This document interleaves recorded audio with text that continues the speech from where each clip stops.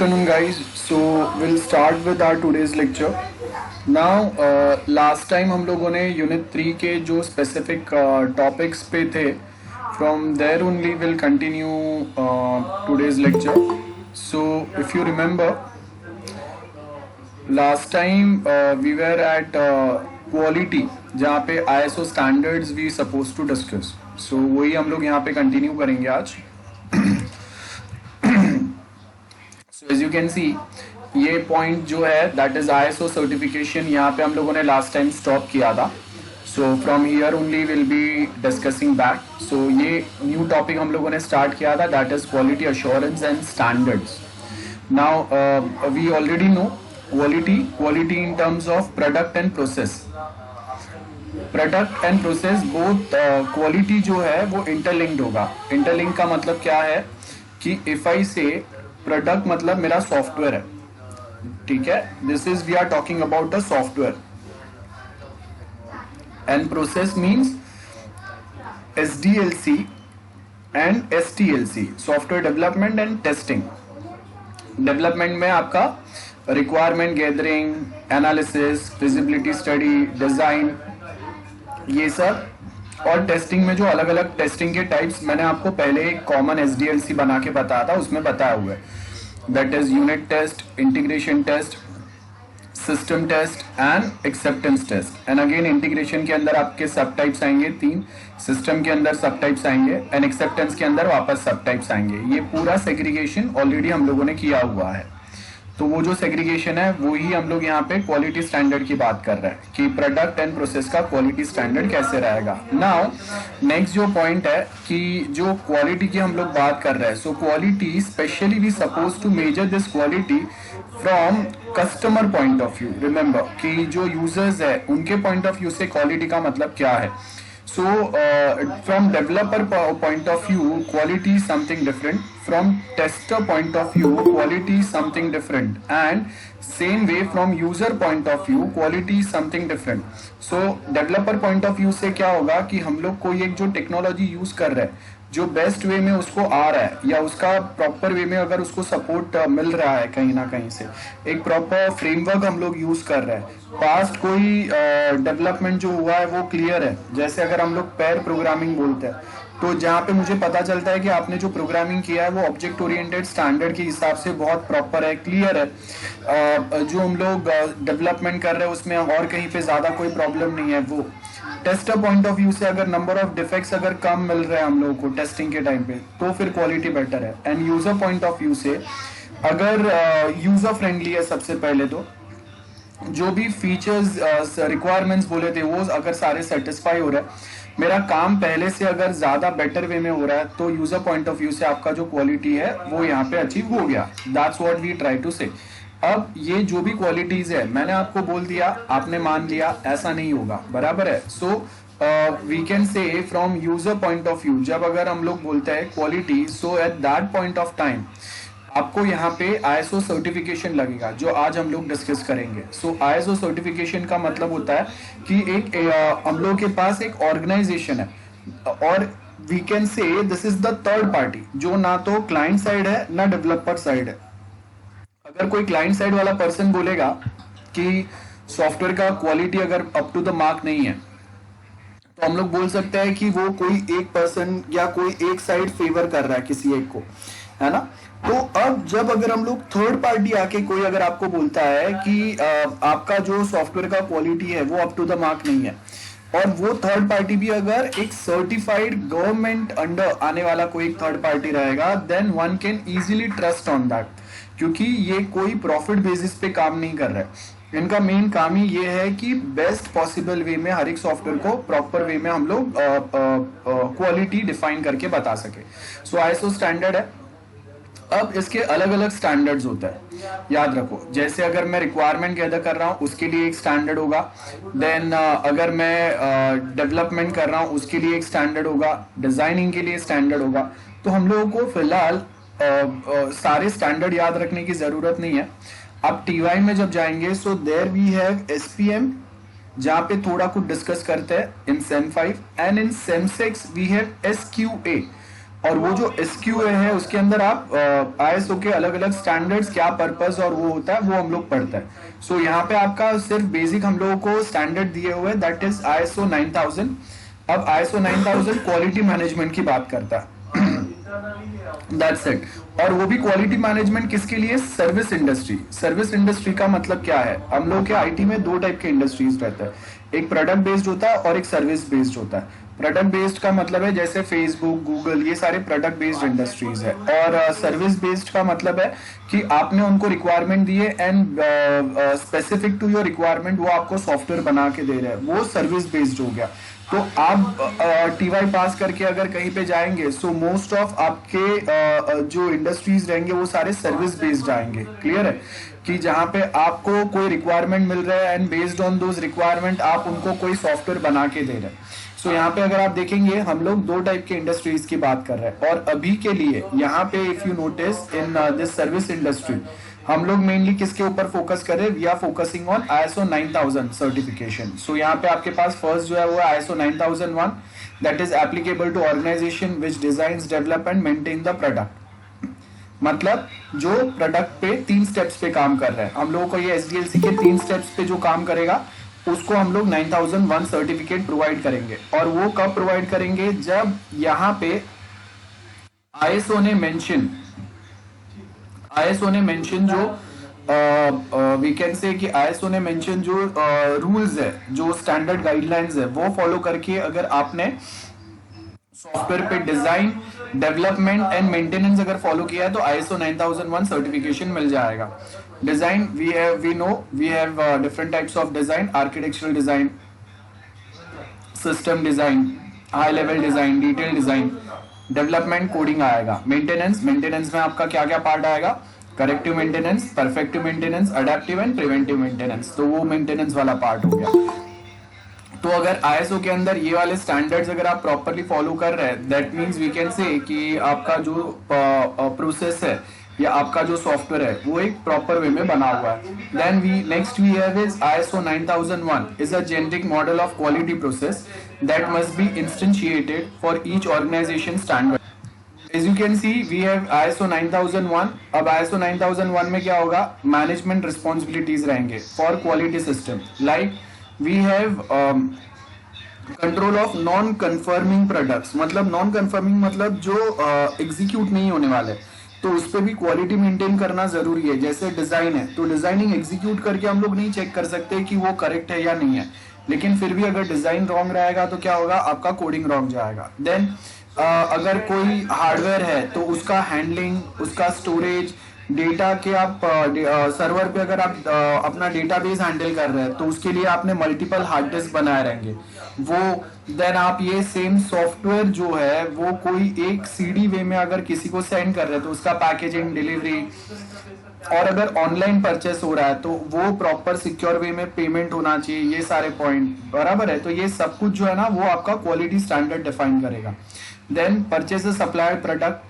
तो आपने जो भी परचेस किया हुआ है वो प्रोडक्ट आपको ऑन टाइम कैसे सप्लाई हो रहा है, उसका आइडेंटिफिकेशन, कौन उसको यूज कर रहा है, कौन कितने टाइम के लिए यूज कर रहा है, और उसके साथ उसने क्या क्या फंक्शंस परफॉर्म किए, इसको ट्रेस करना. ये सारे आपके ISO के स्टैंडर्ड्स रहेंगे. देन प्रोसेस कंट्रोल आएगा.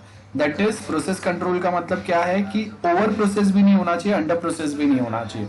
फॉर एग्जाम्पल जैसे हम लोगों ने बोला था कि कभी कभी क्या होता है कि हम लोग कोई एक सॉफ्टवेयर में हम लोगों को इंटरनल लिमिट पता नहीं रहता. लाइक ये समझो कि अगर मैं बोल रहा हूँ कि क्लाइंट जो है हम लोग का उसको व्हाट्सएप टाइप एक चैटिंग एप्लीकेशन की जरूरत है. अब यहाँ पे एग्जैक्टली मुझे प्रोसेस कंट्रोल नहीं पता है. प्रोसेस कंट्रोल का मतलब मुझे ये नहीं पता है कि ओके ISO टाइप अगर व्हाट्सएप टाइप अगर चैटिंग एप्लीकेशन रिक्वायर्ड है तो उसमें सिर्फ चैटिंग रिक्वायर्ड है, वॉइस कॉलिंग रिक्वायर्ड है, वीडियो कॉलिंग रिक्वायर्ड है, या फिर उसके साथ में अगर आप देखेंगे तो आपको और उसमें फाइल ट्रांसफर करना है, PPT, PDF, वर्ड डॉक्यूमेंट, ये टाइप के. तो ये सब कुछ उसमें आएगा. इंस्पेक्शन एंड टेस्ट, ऑफकोर्स हम लोग को पता ही है. टेस्ट मतलब जो भी अलग अलग टाइप के टेस्ट फॉलो होंगे, from unit test, integration, system, सारे आएंगे. तो उसके लिए भी एक स्टैंडर्ड गाइडलाइंस दिए रहेंगे कि मिनिमम अगर ये लेवल के आप जब अगर टेस्ट करते हैं एंड आफ्टर टेस्टिंग अगर मिनिमम इतने लेवल तक के अगर आपके वी कैन से कि अगर पर यूनिट अगर आपके 10 से कम एरर्स ही अगर आ रहे हैं, देन वी कैन से कि एक average level of quality achieve हो गया है, ये हम लोग बता सकते हैं। देन कॉन्ट्रैक्ट रिव्यू करेंगे हम लोग। कॉन्ट्रैक्ट रिव्यू का मतलब है कि टाइम टू टाइम जो कस्टमर के साथ में हम लोगों का कॉन्ट्रैक्ट हुआ है, उसमें अब कस्टमर को अगर मोबाइल ऐप भी रिक्वायर्ड है, देन टेक्नोलॉजिकल एडवांसमेंट हुआ है, लाइक क्लाउड टेक्नोलॉजी भी ऐड किया है, वो पॉइंट आएंगे। डॉक्यूमेंट कंट्रोल, ऑफ कोर्स जब कभी हम लोग टेस्ट करेंगे, कोई बग आएगा उसको सॉल्व करेंगे, तो उसके लिए डॉक्यूमेंटेशन अपडेट होना बहुत जरूरी है। याद रखो, हम लोग कोई एक प्रोजेक्ट में अगर बोलते हैं कि आपको टोटल डेवलपमेंट टाइम कितना लगेगा, सो डेवलपमेंट के लिए जो टाइम है वो, और with specific to your development कितना आपने उस पे डेवलपमेंट के साथ में कितना आपने डॉक्यूमेंटेशन बनाया, ये दोनों टाइम जो है वो हम लोग कैलकुलेट करके टोटल डेवलपमेंट टाइम बताते हैं। लाइक सपोज कि 10 डेज अगर मैं डेवलपमेंट में लगेंगे, तो वो टाइम पे मैंने जो भी क्लासेस बनाए, फंक्शंस बनाए, उसका पूरा एक एक्सप्लेनेशन मुझे डॉक्यूमेंट में रखना पड़ेगा। सो उसको डॉक्यूमेंट कंट्रोल बोलते हैं। और टाइम टू टाइम अगर मैं कोडिंग में कहीं पे अगर कोई चेंजेस करता हूँ, तो वो सेम मुझे डॉक्यूमेंट में भी ऐड करना पड़ेगा। और उसका मेन रीजन ये रहता है कि जो भी डेवलपर्स अभी काम कर रहे हैं वो प्रोजेक्ट पे, तो इट माइट पॉसिबल कि वो 6 मंथ्स या 1 ईयर के बाद वो ऑर्गेनाइजेशन के साथ ना भी रहे, तो उनके बाद अगर कोई नए कोई डेवलपर अगर वो प्रोजेक्ट पे अपॉइंट होंगे, तो उनको डिटेल पता होना चाहिए कि क्या चीजें हम लोगों ने ऐड किया है और उसका मेन रीजन क्या है। ठीक है, इसके लिए हम लोग के पास डॉक्यूमेंट कंट्रोल रहेगा। और उसके साथ में नेक्स्ट जो आएगा, that is the audit one, internal quality audits. अब ये क्वालिटी ऑडिट्स का मतलब क्या है, हम लोग यूजर्स को ट्रेनिंग प्रोवाइड करेंगे।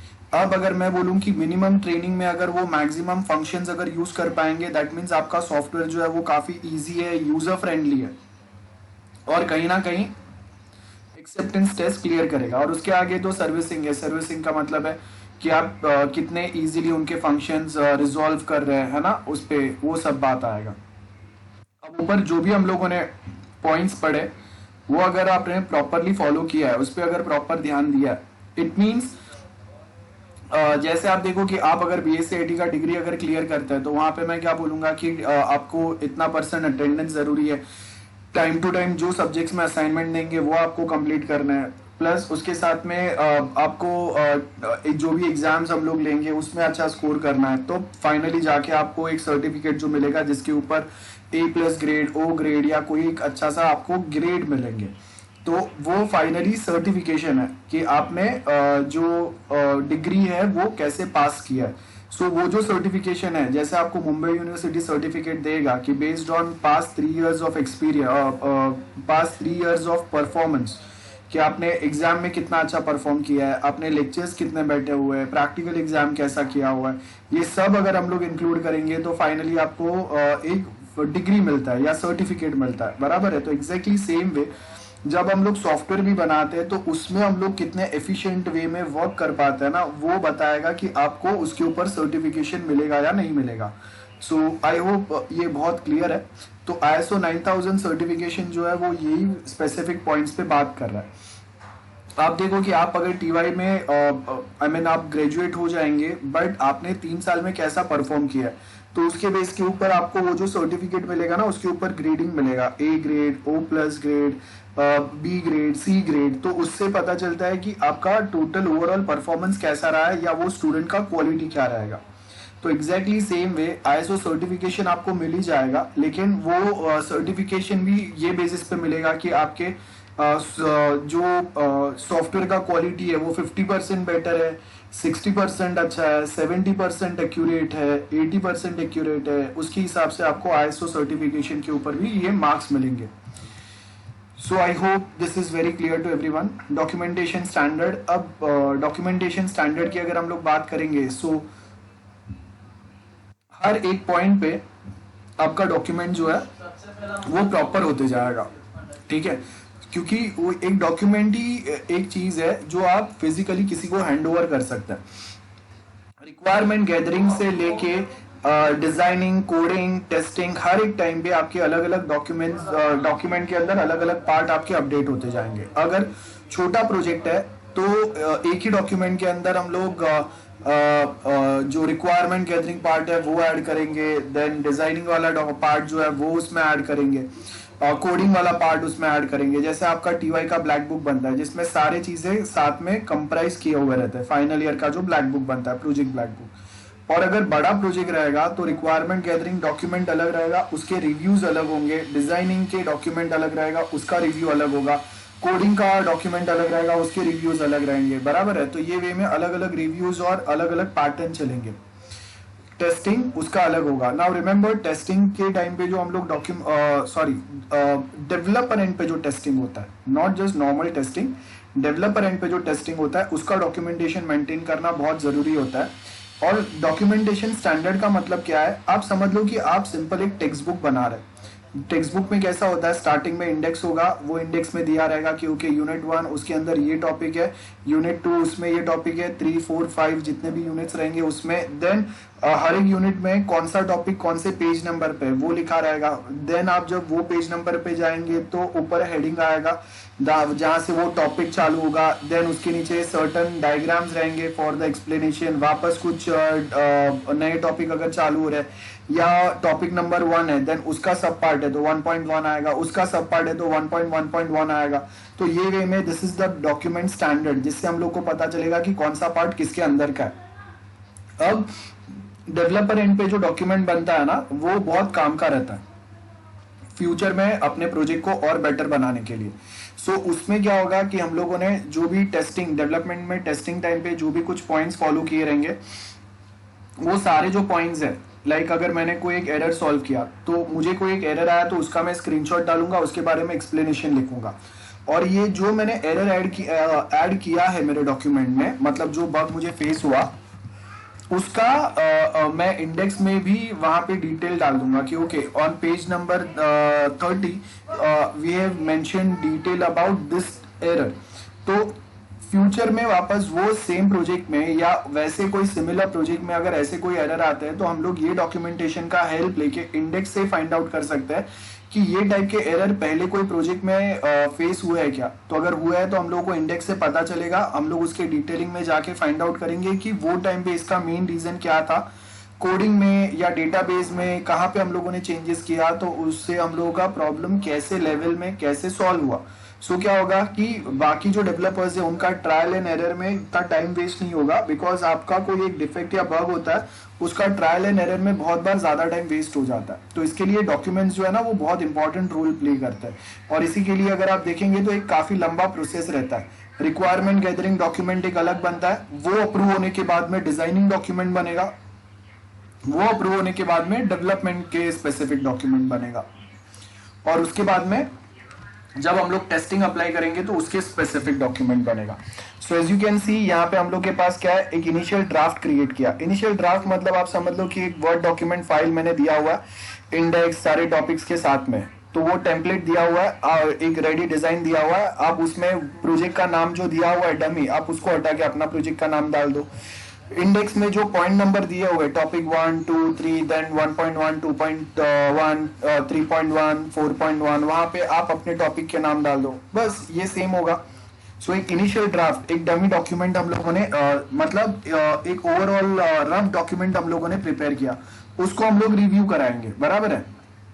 उसके बाद में रिव्यू का मतलब क्या है कि हम लोगों के जो कलीग्स रहेंगे, कोई हायर अथॉरिटीज है, मतलब मैनेजर है, टीम लीडर है, रिव्यू करा है हम लोगों ने, और वो रिव्यू में उन्होंने अगर कुछ चेंजेस बताया तो वो आपको क्या करना है, इनकॉर्पोरेट करना है, मतलब ऐड करना है अपने डॉक्यूमेंट में।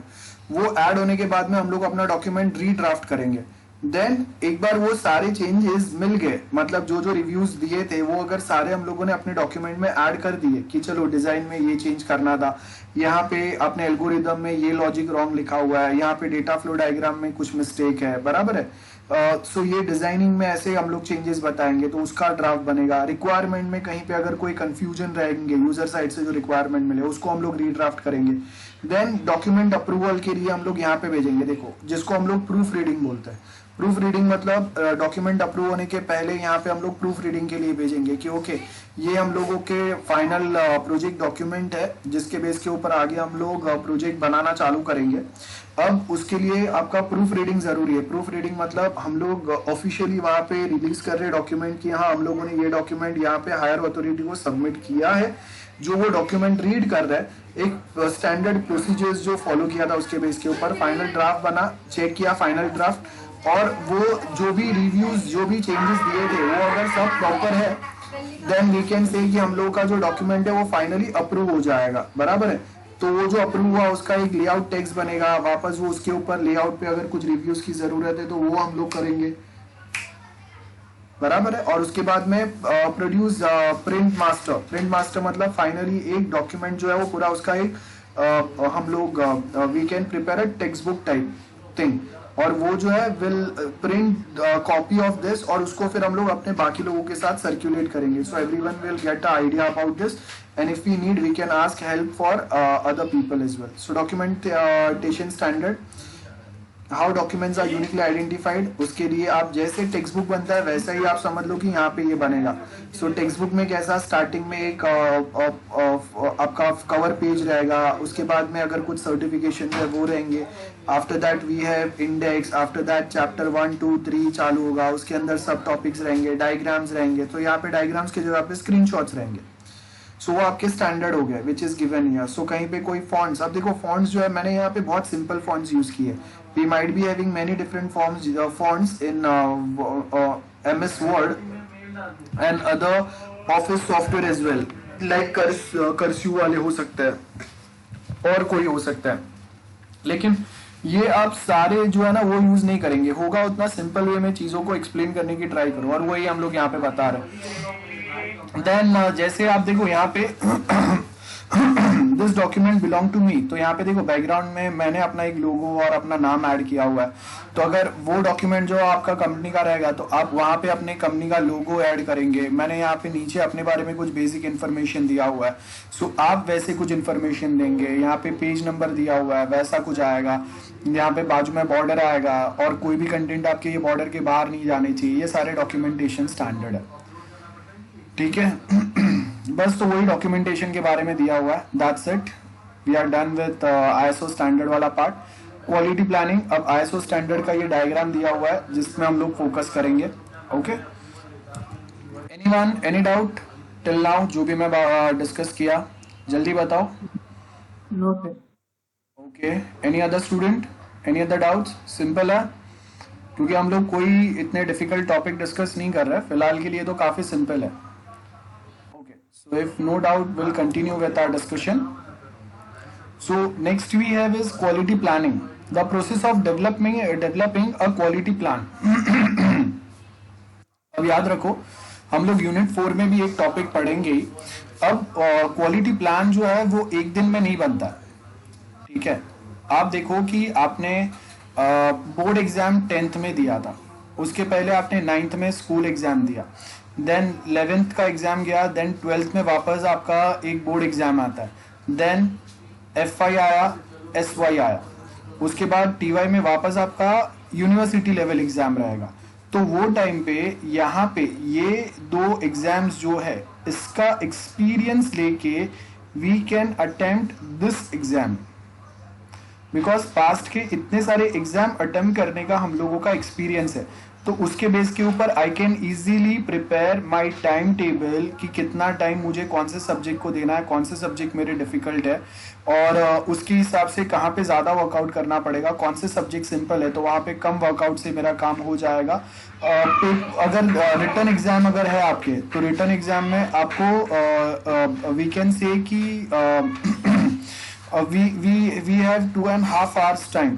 So with in this 2.5 hours अगर आपको 15 क्वेश्चंस अगर अटेम्प्ट करना है तो पर क्वेश्चन आपको कितना टाइम मिलेगा, और वो उतने टाइम में आप खत्म कर पाते हैं क्या? तो राइटिंग प्रैक्टिस करेंगे हम लोग। देन सेकेंड, जहां जहां पे जरूरत है कौन से डायग्राम्स आएंगे वो हम लोग नोट करके रखेंगे। सो दिस इज द प्लानिंग। और ये जो प्लानिंग है ये ऐसे ही नहीं आता। मैंने 10th के एग्जाम में कुछ प्रॉब्लम फेस किया था कि सपोज मेरा पेपर कंप्लीट नहीं हुआ था, या फिर वो टाइम पे कोई मैंने पॉइंट्स प्रॉपर फॉलो नहीं किए थे जिसकी वजह से मेरे मार्क्स ज़्यादा नहीं आए थे.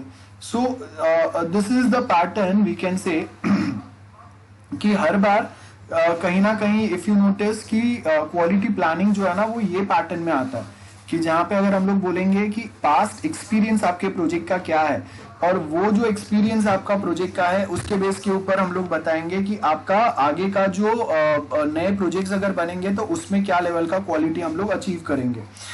अब ये तो हम लोगों का 10th 11th वैसा बात हो गया. नाउ लेट्स से कि अगर मैं आपको कोई प्रोजेक्ट बनाने बोल रहा हूँ, सो आप टीवाई लेवल पे अगर कोई प्रोजेक्ट बनाएंगे, इसके पहले आपने कोई प्रोजेक्ट बनाया नहीं है, सो आपको इनफ एक्सपीरियंस है ही नहीं प्रोजेक्ट बनाने का, बराबर है. बट आई कैन से कि जैसे जैसे आप टीवाई में एक बार अगर प्रोजेक्ट बनाएंगे, देन वैसे ही आपने 3-4 प्रोजेक्ट्स अगर बना लिए, now you have enough experience. सो आपको पता है कि प्रोजेक्ट स्टार्ट करने में रिक्वायरमेंट के टाइम पे आपको क्या क्या पॉइंट्स पे फोकस करना पड़ेगा, डिजाइनिंग में क्या क्या पॉइंट्स पे फोकस करना पड़ेगा, और ये डिजाइन को फॉलो करके आप कोडिंग कैसे करेंगे.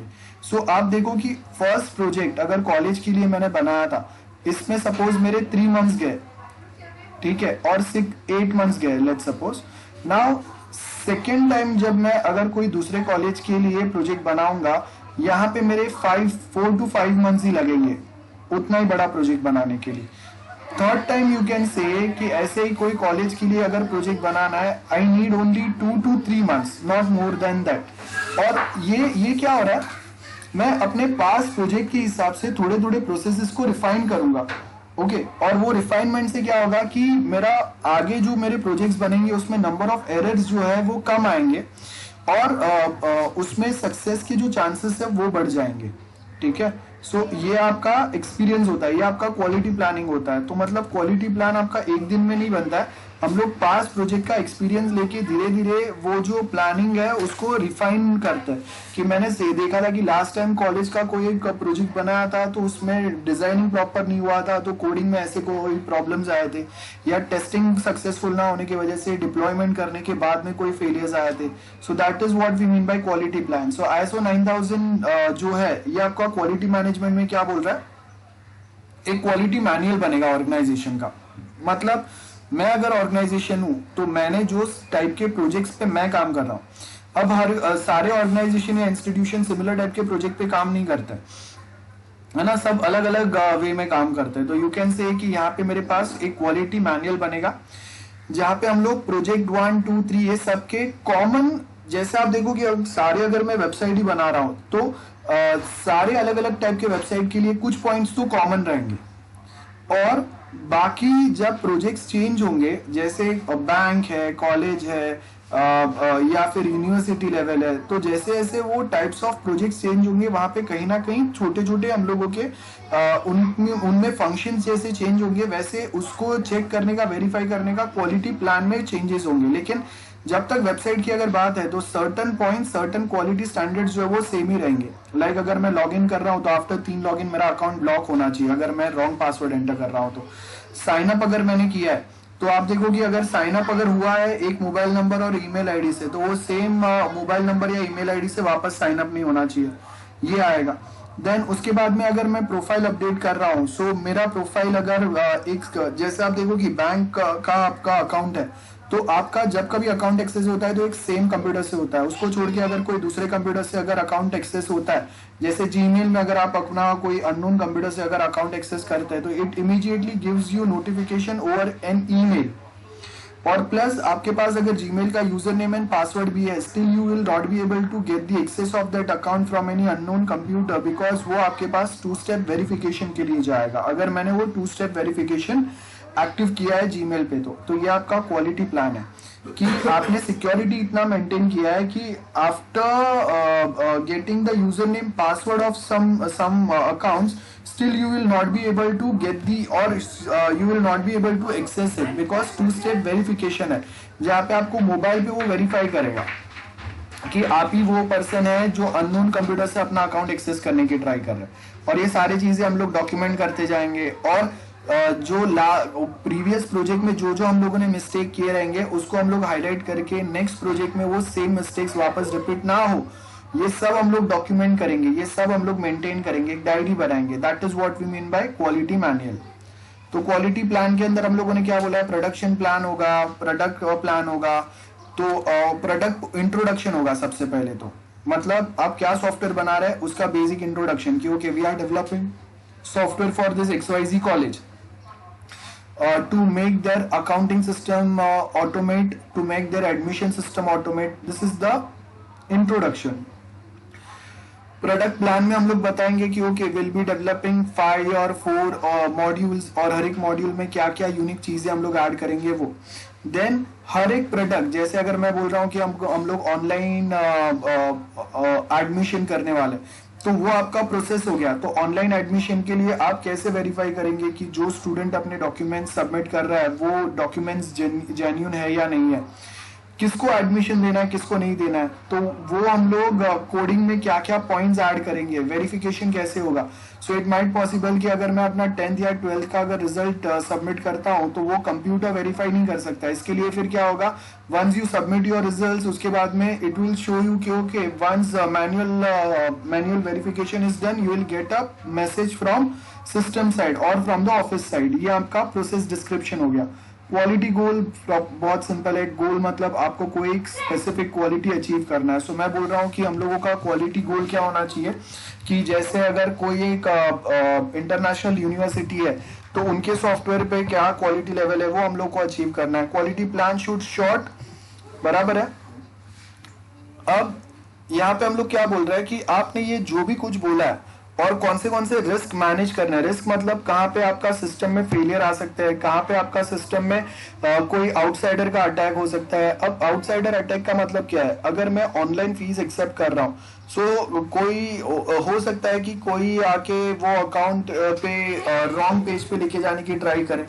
या आप सोचो कि अगर मैंने एक डमी वेबसाइट बना दिया है सेम कॉलेज का, तो आप अब क्या होगा कि स्टूडेंट्स जो एडमिशन लेने आ रहे हैं, सपोज गलती से वो मेरे पेज पे आ गए, तो उन्होंने क्या किया, पेमेंट किया, वो पेमेंट जो है वो मेरे अकाउंट में आ गया। कॉलेज को पता ही नहीं है कि कोई एक स्टूडेंट जो है उसने पेमेंट किया और कॉलेज को पेमेंट मिला भी नहीं है। So this is the problem. सो ये रिस्क जो है वो आपको समझना है और वो रिस्क को आप कैसे हैंडल करेंगे वो बताना है, ठीक है। सो यहाँ पे अगर आप देखेंगे we have this quality plan, तो हम लोग क्या बोल रहे हैं, जो भी डॉक्यूमेंट्स है ना उसको आप थोड़ा शॉर्ट रखेंगे। तो आप अगर उनको शॉर्ट रखेंगे तो लोग जो है वो इजीली उसको समझ पाएंगे और उसके बेस के ऊपर they can easily read follow it. अगर मैं 100-200 पेज का अगर क्वालिटी डॉक्यूमेंट बनाऊंगा तो कोई उसको रीड नहीं करेगा। अब आप प्रोजेक्ट बनाएंगे कि बैठ के क्वालिटी डॉक्यूमेंट पढ़ेंगे और पढ़ने के बाद भी सब कुछ आपको समझेगा, ज्यादा टेक्निकल लैंग्वेज रहेगा तो कुछ नहीं पता चलेगा। सो इसके लिए हम लोग क्या करेंगे, हम लोग क्रिस्प एंड शॉर्ट रखेंगे, to the point, with providing some diagram और इमेजेस और स्क्रीनशॉट, जिससे हर कोई जो है उसको इजीली समझ पाए। और अगर फिर भी अगर नहीं समझता है तो हम लोग अलग से कोई सपोर्टेबल डॉक्यूमेंट या एक गाइडिंग हम लोग छोटा सा कोई डॉक्यूमेंट भी दे सकते हैं, ठीक है। सॉफ्टवेयर क्वालिटी एट्रीब्यूट, जितना भी अभी तक हम लोगों ने समझाया सारे वर्ड जो है वो आपके एट्रीब्यूट आएंगे। सॉफ्टवेयर समझने में यूजर फ्रेंडली होना चाहिए, पोर्टेबिलिटी, मोबाइल से, कंप्यूटर से, लैपटॉप से, हर जगह से इजीली मैं एक्सेस कर पाऊँ, विथ सम बेसिक रिक्वायरमेंट कि आपके पास एक्टिव इंटरनेट कनेक्शन होना चाहिए, एक ब्राउजर होना चाहिए, अपडेटेड ब्राउजर होना चाहिए, बराबर है। सो ये हो गया। टेस्ट प्रॉपर हुआ है कि नहीं, सिक्योरिटी, सेफ्टी, रिलायबिलिटी। रिलायबिलिटी का मतलब क्या है, minimum failure and faster recovery, मतलब रिलायबिलिटी होता है। वही बेसिक पॉइंट्स है। सो ये आपको सॉफ्टवेयर क्वालिटी एट्रीब्यूट्स है, ये जो वर्ड्स दिए हुए हैं, तो इसमें अभी ज्यादा डिस्कस करने जैसा कुछ नहीं है। नेक्स्ट जो है हम लोगों का, दैट इज क्वालिटी कंट्रोल। मतलब आप देखो कि मार्केट में आपको अगर अपना सॉफ्टवेयर चलाते रहना है तो वो टाइम पे हम लोग के पास क्वालिटी कंट्रोल पॉइंट्स आते हैं। जैसे आप देखो कि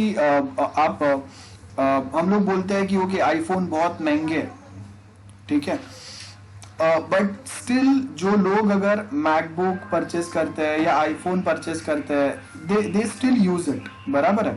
सो उनका एक मेन, आप अगर कभी भी देखेंगे ना तो उनका मेन पॉइंट क्या रहता है, कभी भी अगर आईफोन परचेस करने का, कि ये फोन जो है वो जल्दी से हैंग नहीं होता। सो वो क्या है, उन्होंने बहुत टाइम से अपना एक इमेज बना के रखा है। और उसके सामने अगर आप एंड्रॉइड फोन देखेंगे तो एंड्रॉइड फोन में क्या हो रहा है, आपके पास अगर एक 50-60 थाउजेंड वाला अगर एंड्रॉइड फोन है तो वो काफी फास्ट होगा, जल्दी हैंग नहीं होगा। लेकिन उसी के सामने अगर आप 10,000 का अगर फोन यूज कर रहे हैं तो ऑफकोर्स वो हैंग होगा ही। सो यहाँ पे लोग ये नहीं समझते कि अगर एंड्रॉयड फोन हैंग हो रहा है तो उसका रीजन क्या है कि भाई आप 10 या 12,000 का फोन ले रहे हो जिसमें रैम बहुत लिमिटेड है, जिसमें जो हार्डवेयर हम लोगों ने अपडेट किया है वो क्वालिटी का है। तो ऑफकोर्स वहां पे आपको जो 70,000 80,000 90,000 वाला आईफोन जो क्वालिटी देगा वो ऑफकोर्स 10,000 वाला फोन नहीं दे पाएगा, लेकिन एटलीस्ट आपको मेजर फंक्शंस तो वो प्रोवाइड कर रहा है ना। सो यहाँ पे कभी कभी ये प्रॉब्लम आता कि आपने कोई एक चीज बहुत सस्ते में अगर दे दिया है किसी को, ठीक है, और दूसरा चीज थोड़ा महंगा है, लेकिन लोग क्या कंपेयर करेंगे कि ओके इसका सॉफ्टवेयर हैंग नहीं होता, इसका सॉफ्टवेयर हैंग होता है ना। तो वो क्वालिटी कंट्रोल है, ये आपका कंपनी का ब्रांड या इमेज का के साथ लिंक्ड है। तो आपका कंपनी का इमेज जो है वो क्वालिटी कंट्रोल के साथ में, मतलब कंटिन्यूअसली आपका वो इमेज जो है, जैसे एप्पल का इमेज है, भले वो महंगा बेचता है, वी ऑल नो, लेकिन फिर भी लोग परचेस करते हैं। और उसका मेन एक रीजन जो है वो क्या है कि वो क्वालिटी प्रोवाइड करता है। सबके पास ये एक मेन कॉमन आंसर रहता है, ठीक है। So now will start with this topic. Okay, अब तक जो भी डिस्कस किया, anyone, any doubts, anyone guys? Okay, what about others? सिर्फ एक के पास ही मुझे आंसर मिल रहा है। Other students? Hello guys, Ritika, Akash? Yes, sir. या any doubt? Parihar, any doubt? Okay, so will continue again now. So यहाँ पे देखो क्वालिटी कंट्रोल जो मैंने आपको बताया वही सेम पॉइंट्स है। सो क्वालिटी कंट्रोल के बारे में हम लोग क्या बात कर रहे हैं, क्वालिटी रिव्यूज होंगे। ऑफ कोर्स रिव्यूज जैसे मूवी के रिव्यू आता है, अच्छा है बुरा है मूवी, और उसके बेस के ऊपर अब वो रिव्यूज उसके अच्छे या बुरे हैं ये हम लोग कैसे पता करते हैं? By providing rating 4 star, 3 star, 2.5, 5 star. उससे बेस के ऊपर मुझे पता चलेगा कि वो मूवी अच्छा है या बुरा है। That is the most simple way. तो exactly same way will provide a review. So वहां पे हर कोई, no one is interested to listen the in detailing except few, जो बहुत ज्यादा अगर थोड़े फिल्मी होता है। बाकी सब जो है उनको जरूरी नहीं है कि आप डिटेल में बताओ कि कौन सा मूवी, कौन से हीरो ने क्या अच्छा बुरा कैसा एक्टिंग किया हुआ है ना। तो आप क्या करोगे, आप सिंपली देखोगे कि अगर मुझे कोई एक मूवी देखने जाना है तो उसका रेटिंग जो है वो ओवरऑल रेटिंग मैक्सिमम लोगों ने क्या दिया हुआ है। या अगर बुक माई शो पे अगर मैं हूं तो आई जस्ट चेक कि ओके 70% या 80% या 85% लोग जो है उन्होंने थम्स अप दिया हुआ है ये मूवी को। दैट मीन्स एटलीस्ट एक बार तो हम लोग आराम से देख सकते हैं, वैसा कुछ मूवी है। So that is the quality review. तो ये हम लोग एक सिंपल वे में देखते हैं जिससे मैक्सिमम लोग जो है उसको बहुत इजीली समझ पाए। So as you can see, quality review में क्या बोला है? This is the principal method of validating the quality of the process or a product. बराबर है? So a group examines. So जैसे अगर मूवी का रिव्यू आता है बुक माई शो पे, तो कोई एक इंडिविजुअल पर्सन अगर रेटिंग देता है उसके बेस के ऊपर we will not be deciding कि मूवी अच्छा है या बुरा है. So we get the rating from 1,000, 2,000, 5,000 people, और उसके बेस के ऊपर हम लोग डिसाइड करेंगे कि वो मूवी कैसा रहेगा। सो बस सेम चीज यहाँ पे भी होगा। अ ग्रुप एग्जामिन्स, ठीक है, पार्ट ऑफ योर सॉफ्टवेयर और द प्रोसेस या कंप्लीट डॉक्यूमेंटेशन एंड एवरीथिंग, और वहां पे अगर कुछ प्रॉब्लम है तो वो आइडेंटिफाई करके बताएंगे। सो सेम यहाँ पे क्या होगा, there are different types of reviews. एक जो क्या होगा, डिफेक्ट रिमूवल के लिए काम में आएगा। इंस्पेक्शन चलेगा। इंस्पेक्शन मतलब आप अगर एक सॉफ्टवेयर बना रहे हो, मैं उसको इंस्पेक्ट करूंगा कि आपने वो सॉफ्टवेयर बनाने के लिए बनाया या उसमें से सारे डिफेक्ट्स भी सॉल्व किए। तो मैं आपको पूछूंगा कि okay you run some test front of me, जो मैं बता रहा हूं उसके हिसाब से, एंड उस पर मैं आइडेंटिफाई करूंगा कि आपने सारे डिफेक्ट सॉल्व किए या नहीं। जैसे अगर मैं बोल रहा हूं कि कोई अगर साइन अप कर रहा है तो उसको एक एक्टिवेशन लिंक जो है वो ईमेल पे जाना चाहिए, मोबाइल पे ओटीपी आना चाहिए फॉर सिक्योरिटी पर्पस, वो है। 3 बार अगर रॉन्ग पासवर्ड अगर एंटर करेगा तो अकाउंट ब्लॉक होना चाहिए। तो ये इंस्पेक्शन हो गया। This are the defects. अगर आपने वो सॉल्व नहीं किए कि after attempting wrong password for 3 times फिर भी अगर आपने उसका अकाउंट ब्लॉक नहीं किया तो वो क्या हो गया, वो डिफेक्ट रिमूवल नहीं हुआ, तो वो होगा। देन प्रोग्रेस असेसमेंट होगा कि आपको 6 मंथ्स ही मिले हुए कोई एक प्रोजेक्ट कंप्लीट करने के लिए। फर्स्ट मंथ आपको इतना काम खत्म करना था, सेकेंड मंथ इतना खत्म करना था, तो वो आप जो टाइम टेबल दिया हुआ है, जो शेड्यूल बनाया हुआ है हम लोगों ने, आप उसको स्ट्रिक्टली फॉलो कर रहे हैं कि नहीं। जैसे अगर मैं बोलता हूँ कि हम लोग के लेक्चर्स चल रहे हैं तो हम लोग के पास एक लिमिटेड टाइम है जिसके अंदर हम लोग को ये पूरा सिलेबस कंप्लीट करना है। We don't have much time, right. So वही है। देन उसके आगे प्रोडक्ट के स्टैंडर्ड्स होंगे, आईएसओ स्टैंडर्ड के हिसाब से मैच करेंगे जो प्रीवियसली हम लोगों ने पढ़ा। तो आप देखो कि वो कुछ पॉइंट जो है वो सेम रिपीट हो रहे हैं यहाँ पे। और रिमेंबर ये टेबल में जो आपको मैंने कुछ पॉइंट्स दिए हुए हैं ना, ये आपको एमसीक्यूज में बहुत हेल्प करेंगे, ठीक है। एंड सेकेंड थिंग क्या है कि कोई चीजें जो यहाँ पे मैं आपको पढ़ा रहा हूँ तो it's not going to be like, जैसे मैंने आपको पहले भी बताया कि मैं अगर एमसीक्यूज बनाऊंगा तो ऐसा नहीं होगा कि मैं डायरेक्टली यहाँ से ही लाइन टू लाइन उठा के मैं एमसीक्यू बनाऊंगा। कभी कभी आई यूज लाइक यहाँ पे आपको देखो डिजाइन एंड प्रोग्राम इंस्पेक्शन, तो मैं यहाँ पे आपको ये स्टेटमेंट दूंगा और मैं बताऊंगा which type of review is this, progress review, quality review या डिजाइन एंड प्रोग्राम इंस्पेक्शन वाला पार्ट है। तो आपको वो स्टेटमेंट से पता होना चाहिए कि ये कौन सा पार्ट है, ये एमसीक्यू में आ सकता है, ठीक है। सेम वे ऊपर में अगर आप देखेंगे ऐसे टेबल जो आपको ऊपर दिए हुए हैं उसमें भी सेम पॉइंट्स आएंगे। जैसे अगर मैं बताऊंगा कि ओके मैनेजमेंट रिस्पॉन्सिबिलिटी है, क्वालिटी सिस्टम है, तो अगर मैं आपको बताता हूं कि हम लोग के पास अगर control of non conforming product है तो वो कौन से टाइप के क्वालिटी सिस्टम में आएगा, ये हो सकता है। सो आपको ये जो पॉइंट्स है, read between the lines, that's what we mean by this. अब हर एक छोटे से छोटा चीज आप इजीली याद रख सको और वही एग्जाम में आएगा, ये पॉसिबल नहीं है। इतना डिटेलिंग में याद रखना डिफिकल्ट होगा। सो सेकेंड चीज क्या है कि आप गूगल अगर करेंगे सॉफ्टवेयर इंजीनियरिंग के MCQs related to quality control, related to SDLC, so waterfall related SDLC के क्या एमसीक्यूज है, इटरेटिव मॉडल के क्या एमसीक्यूज है, तो कहीं ना कहीं हम लोग जब अगर एमसीक्यूज बनाते हैं तो हम लोग नोट्स और ये जो ऑनलाइन कुछ सोर्सेज होते हैं उनका हेल्प लेके एमसीक्यूज बनाते हैं। सो this is one way I can say, this is just importance, और आई कैन से कि आई will give you a hint कि आप ऐसे वे में पढ़ सकते हैं एमसीक्यूज के लिए। थियरी क्वेश्चंस रहेंगे, थियरी एग्जाम अगर रहेगा सो वो तो सिनारियो ही पूरा अलग है कि नोट्स में से हम लोग एग्जैक्ट क्वेश्चन उठाते हैं। एमसीक्यूज बनाना तो उसमें नोट्स में से हम लोग हर एक क्वेश्चन नहीं उठा सकते, गेटिंग, तो वो टाइम पे हम लोग को क्वेश्चंस फ्रेम करना पड़ता है कहीं कहीं पे।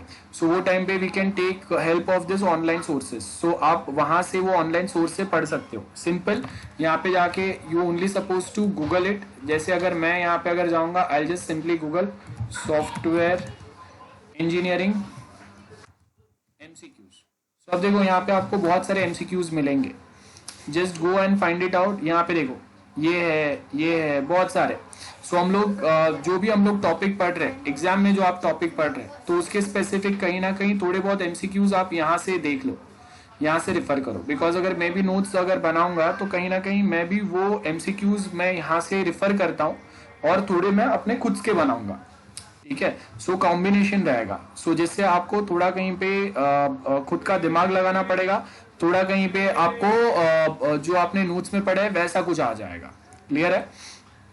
सो ये हो गया टाइप्स ऑफ रिव्यूज। आपके 3 टाइप्स के रिव्यू है जो यहाँ पे दिया हुआ है, design and program inspection, progress review, जो ऊपर मैंने आपको बताया ये 3 पॉइंट्स वही सेम यहाँ पे दिया हुआ है।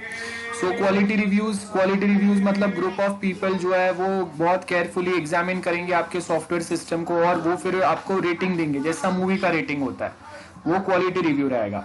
रिव्यू फंक्शन का मतलब क्या है कि हम लोगों के जैसे मैंने आपको बताया ना कि आपका जीमेल में आप देखो कि लॉगिन फंक्शन कितना काम का है और कितना स्ट्रॉन्ग बनाया उन्होंने। कैसे स्ट्रॉन्ग बनाया उन्होंने कि आपके 2 स्टेप वेरिफिकेशन प्रोसेस उन्होंने ऐड किया है। नॉर्मली 1 स्टेप वेरिफिकेशन प्रोसेस रहता है।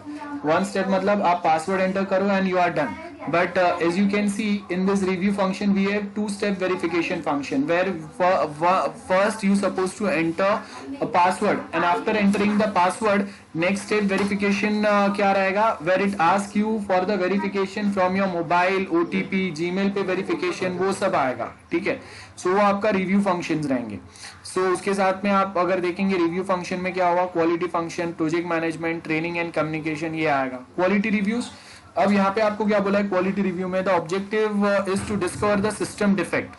सिंपल है, टेस्टिंग चलेगा, मेनली टेस्टिंग चल रहा है. And we have a review team और अ टेस्टिंग टीम जो यहाँ पे बेसिकली फाइंड आउट करेंगे कि कहाँ पे कोई डिफेक्ट है, सॉल्व करो उसको. अब सारे डिफेक्ट्स हम लोग सॉल्व करेंगे ये जरूरी नहीं है. रिमेंबर, हम लोग डिफेक्ट्स या एरर जो आपको मिलेंगे ना उसको कैटेगराइज करते हैं, प्रायोरिटी लिस्ट में डालते हैं.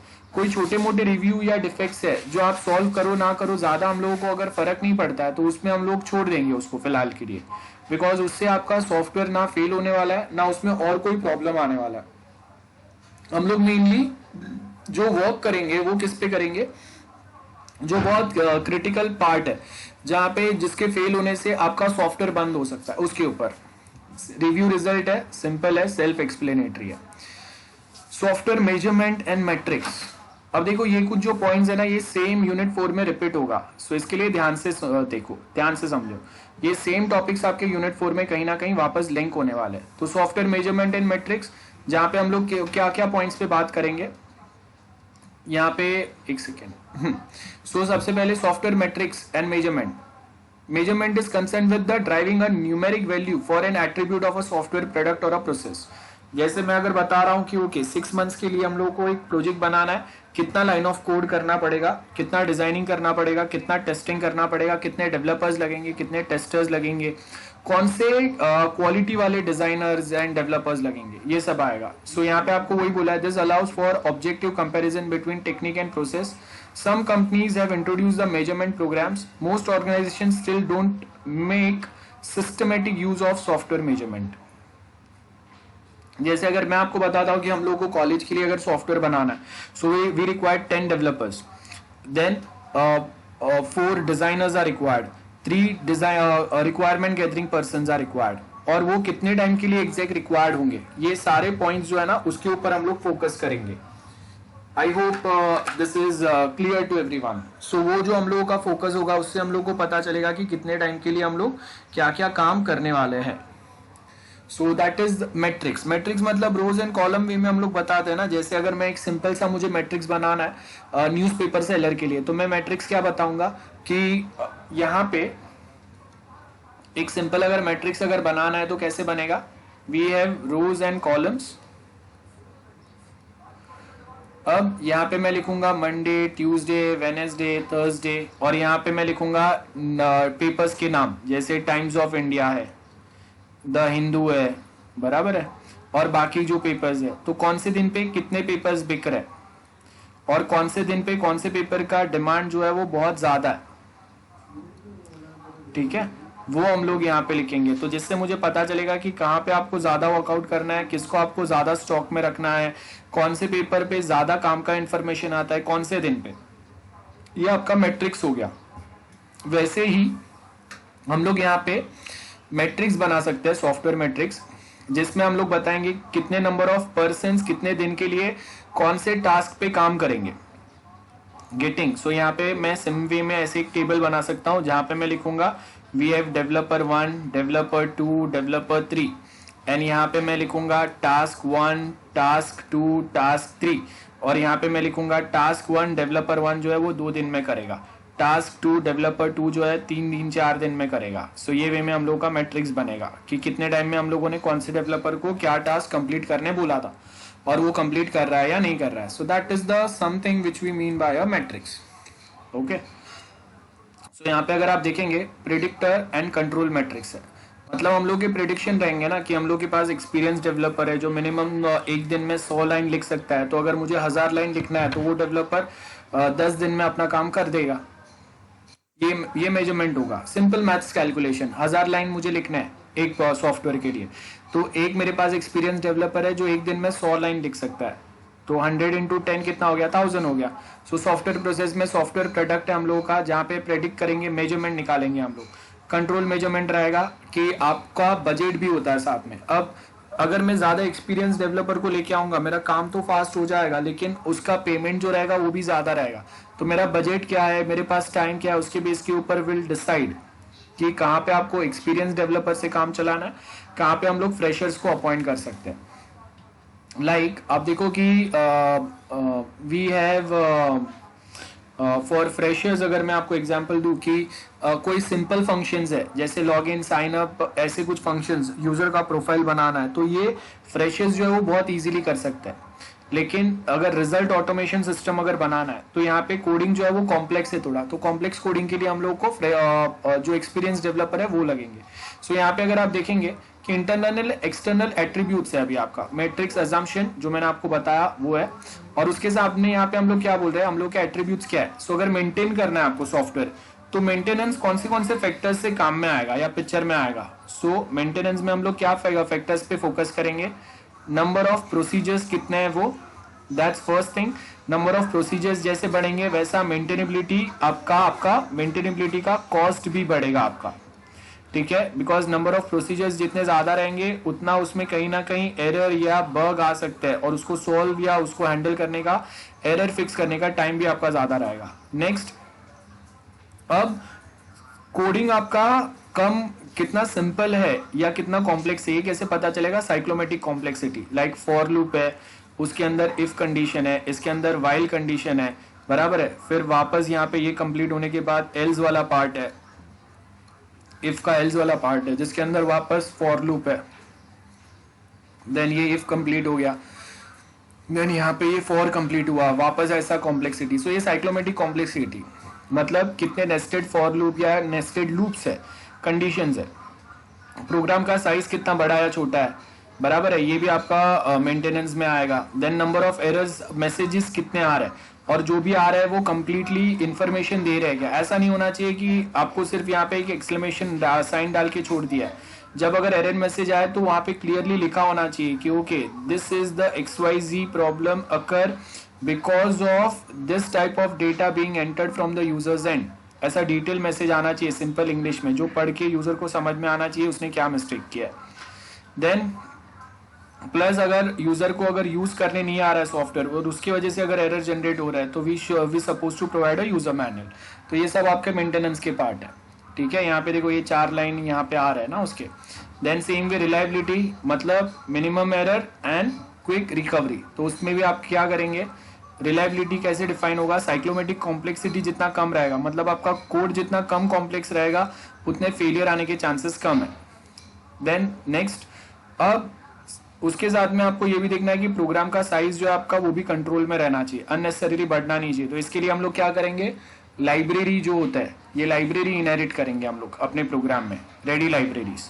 पोर्टेबिलिटी आएगा, देन पोर्टेबिलिटी का मतलब हम लोग को पता है जैसे आप फेसबुक है वो आप मोबाइल पे भी एक्सेस कर सकते हैं, स्मार्ट टीवी पे एक्सेस कर सकते हैं, लैपटॉप कंप्यूटर पे एक्सेस कर सकते हैं, सो वो हो गया। देन नेक्स्ट इज यूजेबिलिटी, कोई एक फंक्शन अगर हम लोग ऐड कर रहे हैं तो वो यूजर अगर यूज कर रहे हैं तो फिर उसको ऐड करना, उसको मेंटेन करने से मतलब है। जैसे स्टेटस फंक्शन है तो आप देखोगे बहुत एक्सटेंसिवली यूजर्स जो है वो स्टेटस फंक्शन यूज करते हैं आज के टाइम पे, फेसबुक पे, व्हाट्सएप पे। तो ये बहुत काम का है। इसके लिए आप अगर व्हाट्सएप पे स्टेटस अपडेट करते हैं वो सेम स्टेटस को आप FB पे, फेसबुक पे ऑटोमेटिकली इंस्टॉल कर सकते हैं। ये फंक्शन जो है ये फेसबुक ने आपको दिया हुआ है। सो यूजेबिलिटी, तो कौन से फंक्शन कितने ज्यादा यूज हो रहे हैं और कौन से नहीं हो रहे हैं इसका स्टेटिस्टिक्स निकलेगा, और उससे हम लोग को पता चलेगा कि कौन से फंक्शन अभी रखने हैं और कौन से फंक्शन आपको हटा देना है। So that's one point. So as you can see measurement process है। सो मेजरमेंट प्रोसेस में क्या चलेगा, सिंपल है, check measurement to be made, कौन से कंपोनेंट्स आपको असेस करने हैं, फंक्शंस कौन से असेस करने, कंपोनेंट मतलब, देन उसका कैरेक्टरिस्टिक्स क्या है, मतलब कौन से कंपोनेंट या फंक्शन क्या काम के, किसको ज्यादा काम के, कौन से कम क्रिटिकल है। क्रिटिकल मतलब जिसपे ह्यूमन डिपेंडेंस कम है उसको क्रिटिकल बोलेंगे। तो जो फंक्शन कम काम के है या लेस क्रिटिकल है उस पर आपको ज्यादा मेहनत नहीं करना है। देन कहीं पे अगर कंफ्यूजन है कोई फंक्शंस में या उसमें जो डेटा एंटर कर रहा है उसमें, तो वो हटाओ। और ऐसे और कितने जो कंपोनेंट्स या फंक्शंस है उसमें कहाँ पे एरर या मिस्टेक है उसको समझेंगे, और उसके बेस के ऊपर हम लोग क्या करेंगे, कहीं ना कहीं उसको सॉल्व करने की या बेटर वे में काम करने की ट्राई करेंगे। ये आपका प्रोडक्ट मेजरमेंट हो गया। Next is data collection. Okay, I hope यहां तक क्लियर है। डाउट है किसी को? Any doubts? ठीक है। सो डेटा कलेक्शन में वापस क्या आएगा, स्टैटिक डेटा प्रोडक्ट एनालिसिस रहेगा, dynamic and process data collection रहेगा। डेटा कलेक्शन मतलब अगर मैं साइन अप कर रहा हूँ, डेटा कलेक्ट हो रहा है, कोई एक यूजर अगर हम लोग के सिस्टम पे आ रहा है तो वो टाइम पे हम लोग उसको साइन अप का ऑप्शन प्रोवाइड करेंगे, that is the data collection. कोई यूजर अगर लेट्स सपोज कि कोई यूजर अगर आपके सिस्टम पे आके सिर्फ कोई फोटोज व्यू कर रहा है, आप देखो कि एक लिमिट के बाद में फेसबुक जो है वो फ्री में I mean without sign in या लॉग इन आपको सारे यूजर्स के प्रोफाइल चेक करने का या फोटो चेक करने का या वीडियो देखने का परमिशन नहीं देता है। We suppose to log in है ना। और वंस यू लॉग इन तो उससे क्या होगा, अब मेनली हम लोग डेटा कलेक्शन प्रोसेस क्यों फॉलो करते हैं, बिकॉज आपके पास जो यूजर्स है उसको आपको 3 कैटेगरी में डिवाइड करते हैं हम लोग। एक यूजर जो आपका होता है जो एकदम न्यू यूजर है, या फिर मैं बोलता हूं कि ये गेस्ट है। गेस्ट मतलब जो कभी कभी आ रहा है, जो आपके अकाउंट पे लॉग्ड इन नहीं है, तो आप क्या करेंगे, इसको आप गेस्ट में से एक रेगुलर यूजर बनाने का या फिर विजिटिंग यूजर बनाने का ट्राई करेंगे। विजिटिंग जो ये यूजर जिसने पहले आपका सॉफ्टवेयर कभी यूज ही नहीं किया था वो गेस्ट यूजर है, जिसने आपके प्लेटफॉर्म पे साइन अप किया, उसके बाद में आपने उसका अकाउंट क्रिएट किया। नाउ कभी कभी ये आके यहाँ पे अपना प्रोफाइल चेक कर रहा है और उसको आप रेगुलर यूजर बना दो। रेगुलर यूजर का मतलब होता है कि जो अभी डेली बेस पे या मेनली मोस्ट ऑफ टाइम जो है आपके सिस्टम पे या सॉफ्टवेयर पे आके अपना काम खत्म करेगा। सो डेटा कलेक्शन, क्या वे में आप डेटा यूज करोगे, कैसे स्टोर करोगे और वापस अपने यूजर्स के लिए आप उसको कैसे यूटिलाइज कर सकते हैं, ये सारे पॉइंट्स रहेंगे। देन डेटा एक्यूरेसी है। सो data accuracy basically talks about कि जो भी डेटा अगर हम लोग स्टोर कर रहे हैं उसमें से अननेसेसरीली डेटा को आप एलिमिनेट कर दो, जो काम के डेटा है उनको हम लोग रखेंगे। सो यहाँ पे as you can see, don't collect unnecessary data. First thing ये है, tell people why the data is being collected. बहुत सिंपल है। आज के टाइम पे देखो everyone is very well aware about their online rights. तो अगर कोई एक एप्लीकेशन अननेसेसरीली कैमरा का परमिशन मांग रहा है, फोन बुक का परमिशन मांग रहा है, लोकेशन परमिशन मांग रहा है, तो यूजर्स वो परमिशन नहीं देते। तो आप जब वो डेटा कलेक्ट करेंगे, वो आप जब वो परमिशन मांग रहे हैं, so you suppose to provide information कि why you need permission for this, बराबर है। एंड नेक्स्ट थिंग, जैसे ही आप सिस्टम में यूजर अगर कुछ अपडेट करता है वो इमीडिएटली आप सर्वर पे चेंजेस अप्लाई कर दो। जैसे आप लेक्चर अगर देखते हैं, सो हम लोग लेक्चर देखने के टाइम पे if I discuss something, if I provide you some information on any XYZ topic, कोई एक एग्जांपल अगर मैं दे रहा हूँ, so if you note that example at the same point of time, तो फिर वो काम का रहेगा। इफ यू थिंक कि लेक्चर खत्म होने के बाद में एक साथ अगर मैं सब नोट कर लूंगा, सो इट माइट पॉसिबल कि आपको याद ही नहीं रहेगा कि कभी क्या हुआ था। सो इसके लिए हम लोग यहाँ पे क्या बोलते हैं कि आपको क्या करना है कि आपका सिस्टम जो है वो भी धीरे धीरे जो भी डेटा आ रहा है ना उसको यहाँ पे नोट करते जाओ। अगर नहीं करेंगे तो कहीं ना कहीं क्या होगा कि एट दी एंड जब आप सारा डेटा एक साथ ऐड करने की ट्राई करेंगे और अगर सिस्टम क्रैश हो गया तो वो सारा डेटा लॉस हो जाएगा। तो इसके लिए हम लोग रिलाई नहीं कर सकते, बराबर है। So collect data when it is generated, not after a project has finished. तो जो टाइम पे डेटा जनरेट होगा वो टाइम पे कलेक्ट करके स्टोर करते जाओ। बाद में एट दी एंड साथ में करेंगे और वो टाइम पे प्रॉपरली होगा नहीं होगा उसका कोई गारंटी नहीं है। Product metrics, so product metrics यहाँ पे क्या बोल रहा है, class of the product metrics dynamic metrics है which are collected by measurement made by the program execution. Same way static metrics है collected by measurement made by the system representation, and dynamic matrix है जो basically बताएगा कि आपका system कितना efficient है, reliable है, वो कितना easily जो users है उनको समझ में आ रहा है, अगर कहीं पे कोई बग या एरर आ रहा है तो आप कितना क्विकली अपने सिस्टम या सॉफ्टवेयर पे अपडेट दे रहे हैं। अगर कहीं पे कॉम्प्लेक्सिटी हो रहा है कोई फंक्शंस एक्सेस करने के लिए, then how we are going to work with और how we are going to eliminate और मिनिमाइज दोज कॉम्प्लेक्सिटी, ये सब आएगा। Dynamic and static metrics, dynamic metrics are closely related to software quality attributes, बराबर है। मतलब यहाँ पे हम लोग क्या करेंगे कि आपका सिस्टम का रिस्पॉन्स टाइम क्या है वो हम लोग मेजर करेंगे यहाँ पे। सो अगर वी कैन से कि आपका सिस्टम अगर बहुत क्विकली रिस्पॉन्ड कर रहा है विद इन 4-5 सेकेंड्स, तो इसका मतलब है कि आपका सिस्टम बहुत अच्छा है। रिस्पॉन्स टाइम हम लोग ये वे में कैलकुलेट करते हैं। If response time is between 0 to 2 seconds, it's excellent. If it is 3 to 5 seconds, it is as per expectation, बराबर है। या फिर better than expectation, I can say better than expectation. 6 to 8 के बीच में अगर है, मतलब आपके एक्सपेक्टेशन से थोड़ा कम है, या एज पर एक्सपेक्टेशन आ गया ये वाला, ठीक है। This one as per expectation, कि हाँ हम लोगों ने सोचा था कि ओके 6 to 8 seconds के बीच में आपका रिस्पॉन्स टाइम होना चाहिए। लेकिन if response time is greater then 9 seconds which is totally not expected, तो ये आपका रिस्पॉन्स टाइम हो गया। रिस्पॉन्स टाइम मतलब अगर मैं लॉग इन पे क्लिक करता हूं, so it should provide me account access within 6 to 8 seconds। तो आपका सिस्टम जो है वो रिलायबल है, प्रॉपर है, उसका परफॉर्मेंस बेटर है। और अगर वो 3 या 5 seconds में प्रोवाइड कर रहा है, मतलब ये तो काफी अच्छा है। और 2 seconds के अंदर ही अगर लॉग इन प्रोवाइड कर रहा है, then that means your system is excellent. So यहाँ पे वही दिया हुआ है। सो डायनेमिक मैट्रिक्स जो है वो सॉफ्टवेयर क्वालिटी या रिस्पॉन्स टाइम के बारे में बात करता है, और स्टैटिक मैट्रिक्स जो है ये बेसिकली क्वालिटी एट्रीब्यूट्स के बारे में बात करता है। क्वालिटी एट्रीब्यूट्स मतलब आपका सिस्टम जो है उसमें कॉम्प्लेक्सिटी कितना कम होना चाहिए, यूजर्स को सारे फंक्शंस जो दिए हुए वो इजीली समझ में आने चाहिए। टाइम टू टाइम अगर कहीं पे कोई एरर है तो आप उसको करेक्ट कर दो। सिक्योरिटी मैकेनिज्म फॉलो करो, प्रिकॉशनरी मेजर्स जिसको हम लोग बोलते हैं, जिससे फ्यूचर में कोई फेलियर या कोई प्रॉब्लम ना आए। So this are the points. Okay, now software product metrics हम लोग अलग अलग पॉइंट ऑफ व्यू से समझते हैं। अब देखो ये अगेन टेबल जो है this is very much important for MCQ purpose. Okay, so यहाँ पे अगर आप देखेंगे software product metrics, we have function in function out. So सबसे पहले फंक्शन इन फंक्शन आउट। यहाँ पे हम लोग सबसे पहले फंक्शन इन में बात करेंगे नंबर ऑफ फंक्शन और method that call some other function.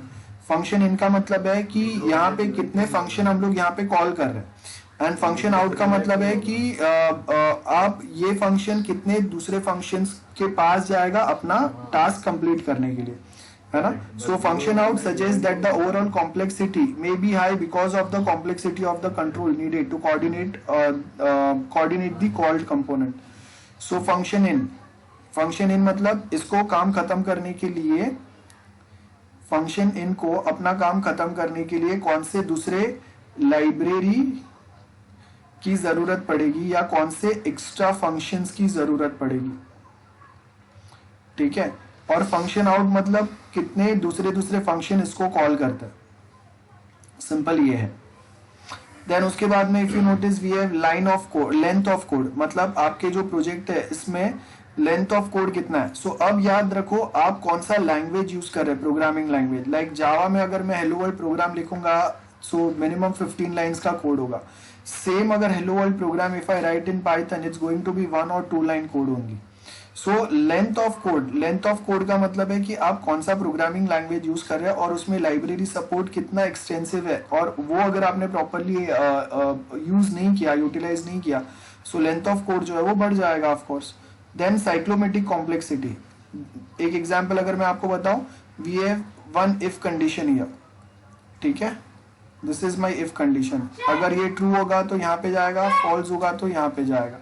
Then कुछ स्टेटमेंट यहाँ पे दिए हुए हैं, उसके बाद में वापस ये आएगा यहाँ पे सेकेंड इफ कंडीशन पे जाएगा। This is my again if condition, यहाँ पे भी अगर ये फॉल्स होगा यहाँ पे जाएगा, ट्रू होगा यहाँ पे जाएगा। And again we have some statements here, and उसके बाद में यहाँ से वो स्टॉप पे चले जाएगा। This is stop. सो यहाँ पे इफ आई से कि मेरे पास 2 इफ कंडीशन है, if 1 and if 2।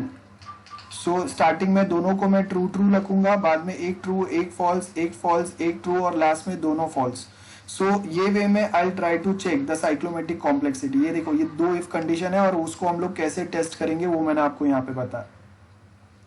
I hope बहुत सिंपल है।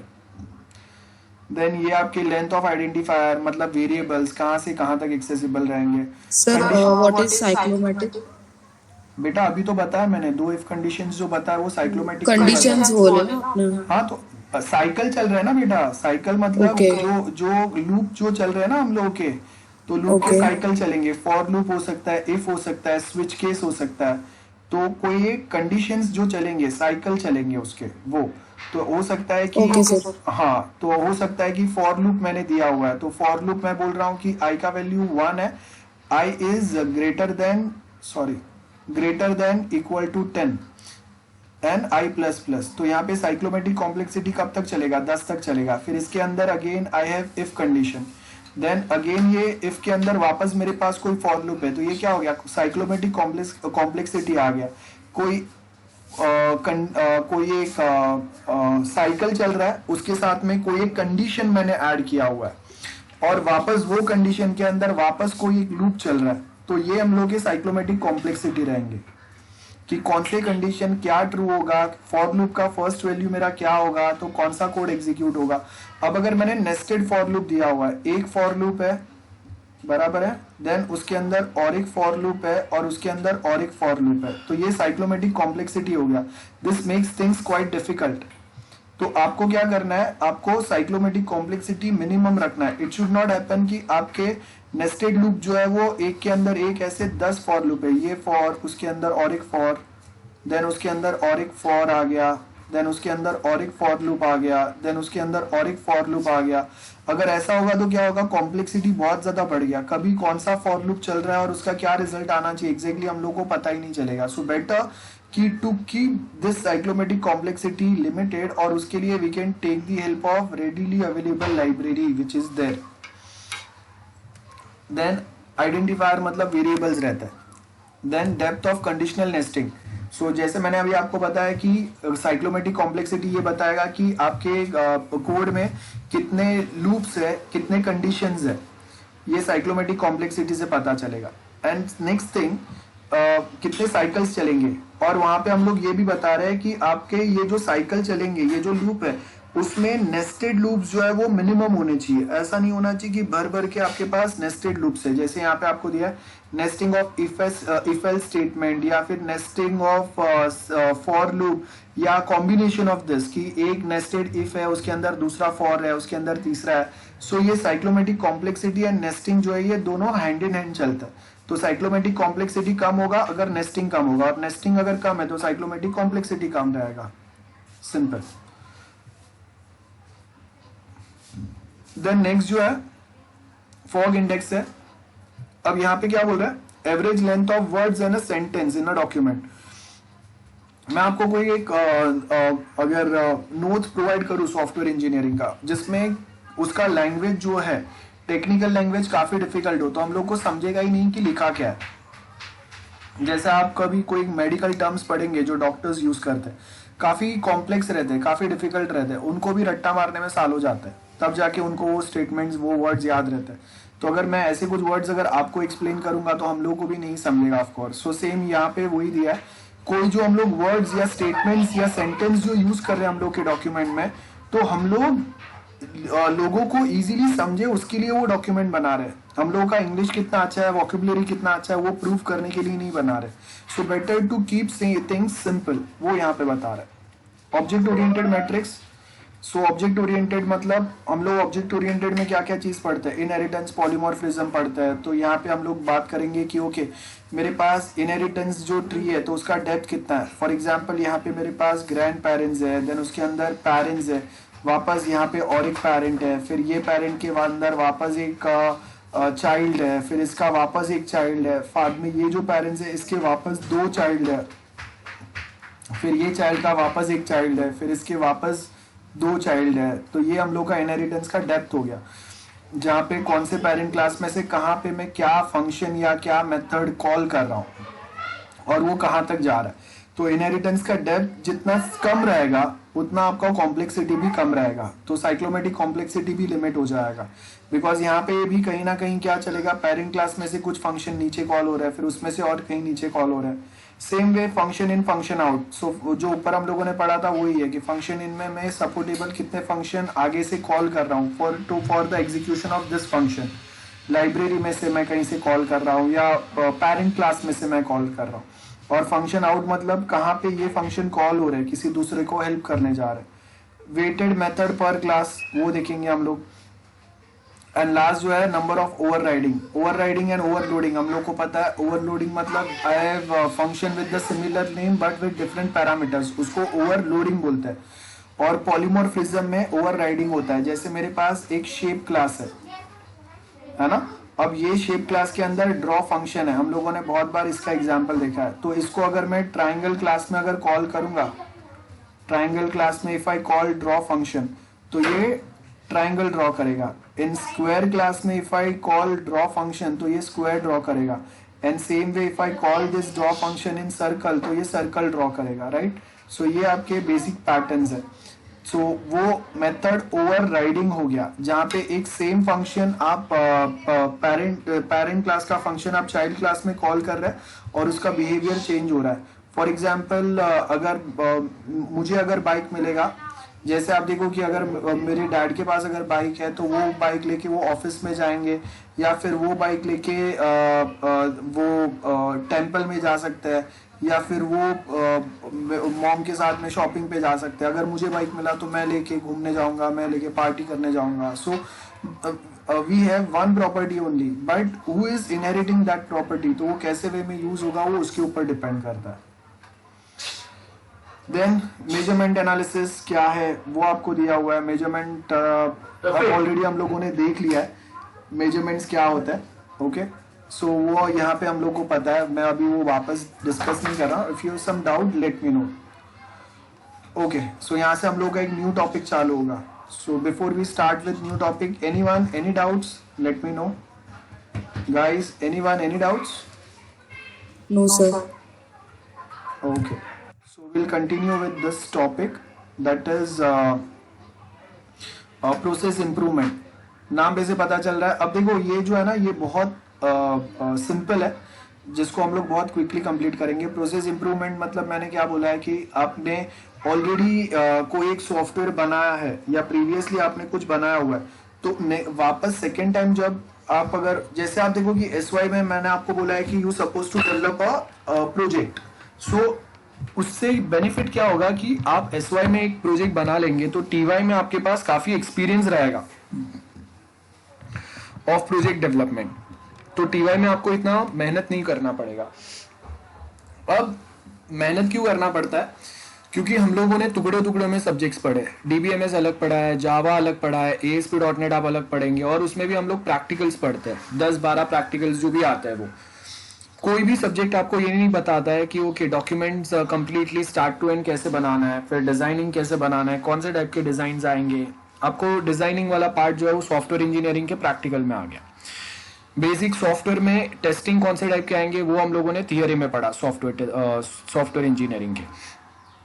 अब प्रोजेक्ट डॉक्यूमेंट कैसे बनाते हैं और प्रोजेक्ट मैनेजमेंट कैसे होगा वो SPM में आप TY में पढ़ेंगे। सो इट मीन्स कि हम लोग हर एक चीज टुकड़ों टुकड़ों में अलग अलग सब्जेक्ट्स में पढ़ रहे हैं। कोई भी चीज हम लोग एक साथ एक प्लेस पे नहीं पढ़ रहे, तो उससे क्या होता है कि ये सारी चीजों को कंबाइन लाना थोड़ा डिफिकल्ट रहता है जब तक आप प्रैक्टिकली उसको अप्लाई ना करें। तो आप एक बार अगर पहले उसको अगर पढ़ लेंगे तो आप प्रैक्टिकली बहुत प्रॉपरली उसको अप्लाई कर पाएंगे। बस वही प्रोसेस इंप्रूवमेंट है कि पहले मैंने प्रोजेक्ट बनाया था, यहाँ पे प्रॉब्लम आए थे, तो अब मैं उसको इम्प्रूव करूंगा। अब इम्प्रूवमेंट के अलग अलग वेज रहते हैं। एक इनफॉर्मल होता है, इनफॉर्मल मतलब मैं जाके अपने फ्रेंड को बोलूंगा कि भाई please don't use Java language, ज्यादा सपोर्ट नहीं मिलेगा। हम लोग TY के प्रीवियस ईयर्स के प्रोजेक्ट यूज कर सकते हैं। मोस्ट ऑफ प्रोजेक्ट आपके ASP.NET में है, तो सिलेक्ट एनी प्रोजेक्ट जो जिसका लैंग्वेज जो है ASP.NEट होना चाहिए, सो दैट प्रीवियस प्रोजेक्ट के या हम लोग के सीनियर्स जो है उनका हम लोग हेल्प लेके अपना काम खत्म कर सके। और अगर ऑनलाइन गूगल भी करेंगे तो ASP.NEट रिलेटेड ज्यादा गाइडेंस, ज्यादा कोडिंग आपको इजीली मिल जाता है। This is just example I am giving. Java के लिए भी आपको उतना ही मिलेगा, बट जस्ट मैं आपको एक्सप्लेन कर रहा हूँ. सो वो इनफॉर्मल हो गया, मतलब कोई रिटर्न वे में मैंने आपको ईमेल या ऑफिशियल डॉक्यूमेंट में कुछ मेंशन करके आपको सेंड नहीं किया है. Manage define the process model, बराबर है, जहाँ पे मैं बताऊंगा कि ओके अब हम लोग यहाँ पे 6 मंथ्स में अगर या 2 सेमेस्टर में अगर मुझे करना है अपना प्रोजेक्ट कंप्लीट, तो फर्स्ट सेमेस्टर हम लोग डिटेल में पूरा डॉक्यूमेंट पे वर्क करेंगे और वो डॉक्यूमेंट को फॉलो करते हुए सेम 6 में हम लोग डेवलपमेंट करेंगे. तो ये मैनेज हो गया. देन मेथोडोलॉजी, मतलब अब जो भी आप डेवलपमेंट करेंगे उसमें waterfall model, iterative, incremental, V model, कौन सा मॉडल यूज करेंगे वो आएगा. एंड लास्ट आएगा इम्प्रूविंग. इम्प्रूविंग मतलब continuous learning is built into the process. Continuous learning आएगा. Okay, so now we have this process applicability. जैसे मैंने आपको बताया इनफॉर्मल प्रोसेस, जहाँ पे हम लोग एक प्रोटोटाइप बनाएंगे शॉर्ट लाइफ साइकिल वाला, जिससे हम लोग डायरेक्टली एक्सप्लेन करने की ट्राई करेंगे कि ओके अगर ये छोटा सा अगर मेरा ये प्रोटोटाइप है, जैसे आप देखो कि अगर मैं विक्स या वर्डप्रेस यूज करके एक छोटा सा वेबसाइट बना के चेक कर पाऊंगा कि ओके फाइनली मुझे क्या क्या बनाना पड़ेगा, I can take the help of that. Then manage process में क्या होगा, लार्ज सिस्टम हम लोग बनाएंगे जो लाइफ टाइम कंटिन्यूअस चलते रहेंगे, और ये जो लार्ज सिस्टम्स है उसको बनाने के लिए वी फॉलो सम और the other methodology like SDLC I am talking about, software development life cycle, जिसको आप पहले समझेंगे और उसके जो स्टेप्स है रिक्वायरमेंट गैदरिंग, डिजाइनिंग, वो फॉलो करके हम लोग कहीं ना कहीं एग्जिस्टिंग सॉफ्टवेयर में चेंज करेंगे या उसको और बेटर बनाएंगे. प्रोसेस चॉइसेस सिंपल है, हम लोग के बेस पे डिपेंड करेगा कौन से प्रोसेस यूज करना है. जैसे हम लोग के पास इनफॉर्मल प्रोसेस है तो उसके लिए जेनेरिक टूल्स हो सकते हैं मार्केट में अवेलेबल. जैसे आप अगर देखेंगे कि वी हैव PHP, तो PHP is freely available, MySQL is freely available, Apache server free में अवेलेबल है. So this are the generic tools which are available free of cost, और उस पर एक बहुत बड़ा कम्युनिटी काम करता है जो आपको कहीं ना कहीं आप वो कम्युनिटी का हेल्प ले सकते हैं. मैनेज प्रोसेस मतलब आपने यहाँ पे ये प्रोटोटाइप बना दिया जेनेरिक टूल यूज करके, बराबर है, और आपको पता है कि अभी आपको क्या करना है, PHP का हेल्प लेना है डेवलपमेंट के लिए. ये सेम, तो मैं जो प्रोटोटाइप बनाऊंगा इन इनफॉर्मल वे, सो वो टाइम पे मैं डिसाइड करूंगा कि ओके ये जेनेरिक टूल्स जो है वो यूज करके मैं अपना प्रोटोटाइप बना रहा हूँ, या ये प्रोटोटाइप को इम्प्लीमेंट करने के लिए मैं कौन से जेनेरिक टूल्स दूसरे फ्यूचर में यूज करूंगा. एंड मैनेज में हम लोग देखेंगे कि अभी हम लोगों ने जो भी प्रोटोटाइप बनाया उस पर डेवलपमेंट में क्या क्या पॉइंट्स आपको डेवलप करने पड़ेंगे. जैसे अगर मैं साइन अप है तो मैं जाके साइन अप का कोड फाइंड करूंगा. अब याद रखो ये यहाँ पे जो मैं प्रोसेस इंप्रूवमेंट साइकिल और ये जो हम लोग पढ़ रहे हैं ये सेम यूनिट 4 में वापस रिपीट होगा. याद रखना ये सेम डायग्राम आपको मिलेगा, ऊपर वाला सेम डायग्राम आपको वहां पे भी मिलेगा. सो मैनेज प्रोसेस, ऊपर जो हम लोगों ने डिस्कस किया, प्रोजेक्ट मैनेजमेंट आएगा, कॉन्फ़िगरेशन मैनेजमेंट आएंगे. कॉन्फ़िगरेशन मैनेजमेंट मतलब जो सॉफ्टवेयर में इंप्लीमेंट करूंगा उसके लिए मिनिमम हार्ड डिस्क, रैम, कौन सा ऑपरेटिंग सिस्टम रिक्वायर्ड रहेगा, कौन सा मिनिमम ब्राउजर रिक्वायर्ड रहेगा, मिनिमम इंटरनेट स्पीड कितना होना चाहिए. मेथोडोलॉजिकल प्रोसेस जहाँ पे हम लोग बात करेंगे एनालाइज एंड डिजाइन वर्कबेंच आएगा. इंप्रूविंग प्रोसेसेस जहाँ पे हम लोग इम्प्रूविंग प्रोसेस जो है ना ये कुछ बेसिक थिंग रहते हैं जहाँ पे हम लोग स्पेशलाइज टूल्स की बात करते हैं. स्पेशलाइज टूल्स का मतलब है कि कहीं ना कहीं पे हम लोग रेडीमेड ऑटोमेशन टेस्टिंग टूल्स जो है इसका हेल्प ले सकते हैं, पेयर प्रोग्रामिंग का हेल्प ले सकते हैं, या फिर कोई ऐसे सॉफ्टवेयर यूज कर सकते हैं जो आपको एरर फाइंड करने में या एरर सॉल्व करने में हेल्प करते हो. Let's take example of Android studio. तो एंड्रॉइड स्टूडियो में जब अगर मैं कोई कोड लिखता हूँ ना तो उसके रिलेटेड अगर पैकेज में इंपोर्ट करना भूल जा रहूंगा तो वो ऑटोमेटिकली मुझे सजेस्ट करता है वहां पे, और उस पे सजेशन का मतलब है आपका जो लाइन ऑफ कोड में एरर आ रहा है ना उसके बाजू में यहाँ पे वो रेड में आपको इंडिकेट करेगा कि okay this package is required. So यहाँ पे वो नोटिफिकेशन आया, as soon as you click on this notification वो पैकेज ऑटोमेटिकली ऊपर ऐड हो जाएगा, आपको टाइप करने की जरूरत नहीं है. ये कुछ स्पेशलाइजेशन टूल हो गए. आपको अगर कुछ GUI ऐड करना है, button, text box, drag and drop करो, खत्म हो गया, बैकएंड में उसका कोडिंग रेडी हो जाएगा. ये स्पेशलाइजेशन टूल हो गए जिससे आप एक बेटर वे में अपना काम खत्म कर सकते हैं. तो ये सेम है, सेम जो ऊपर हम लोगों ने मेजरमेंट मैट्रिक्स पढ़ा वो कहाँ पे इंप्रूवमेंट की जरूरत है एनालाइज करो और वो जगह पे वो इंप्रूवमेंट्स अप्लाई करेंगे. डेवलपमेंट में, प्रोजेक्ट डेवलपमेंट में चेंजेस अप्लाई करेंगे. देन अगेन मेजर वापस एनालाइज करेंगे, कहीं पे और इंप्रूवमेंट की जरूरत है वापस चेंज करेंगे। और ये चेंजेस कब आते हैं? मेनली जब आप टेक्नोलॉजिकल एडवांसमेंट करते हैं। लाइक पहले हम लोगों का जो भी सॉफ्टवेयर बना था उसमें कहीं पे हम लोगों ने क्लाउड इंक्लूड नहीं किया था, आर्टिफिशियल इंटेलिजेंस इंक्लूड नहीं किया था, है ना। ये सारे जो हम लोग के पॉइंट्स है वो यहाँ पे आएंगे। So we have process improvement activity. Process improvement के अंदर क्या आएगा? Measure the process, analyse and process change, जो ऊपर हम लोगों ने पढ़ा वही है।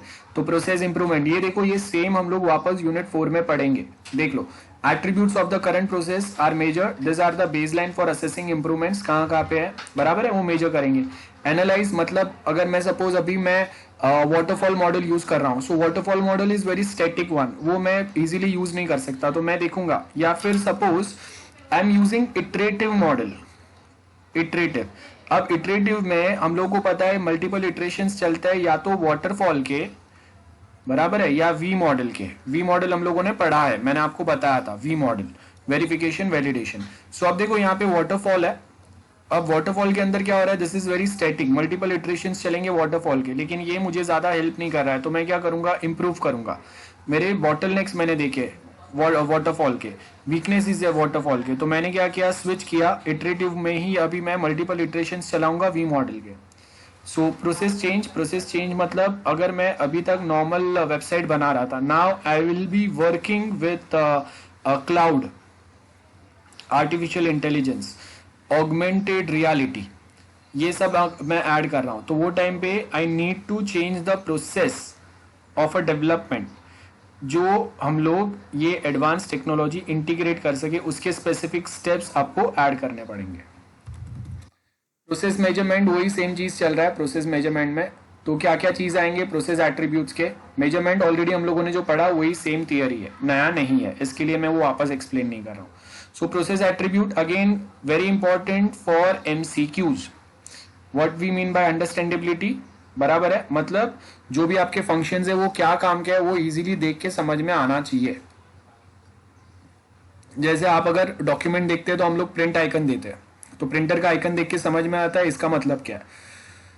सेव के लिए हम लोग फ्लॉपी वाला आइकन देखते हैं, तो उससे समझ में आता है वो फ्लॉपी आइकन का मतलब क्या है। सो अंडरस्टैंडेबिलिटी हो गया, विजिबिलिटी हो गया, है ना। सपोर्टेबिलिटी मतलब आप जब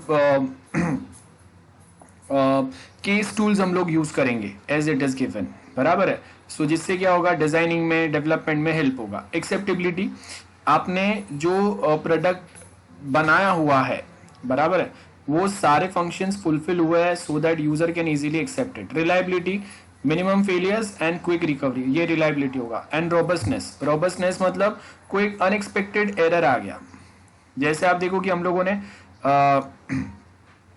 कॉलेज का सिस्टम या सॉफ्टवेयर बनाया था।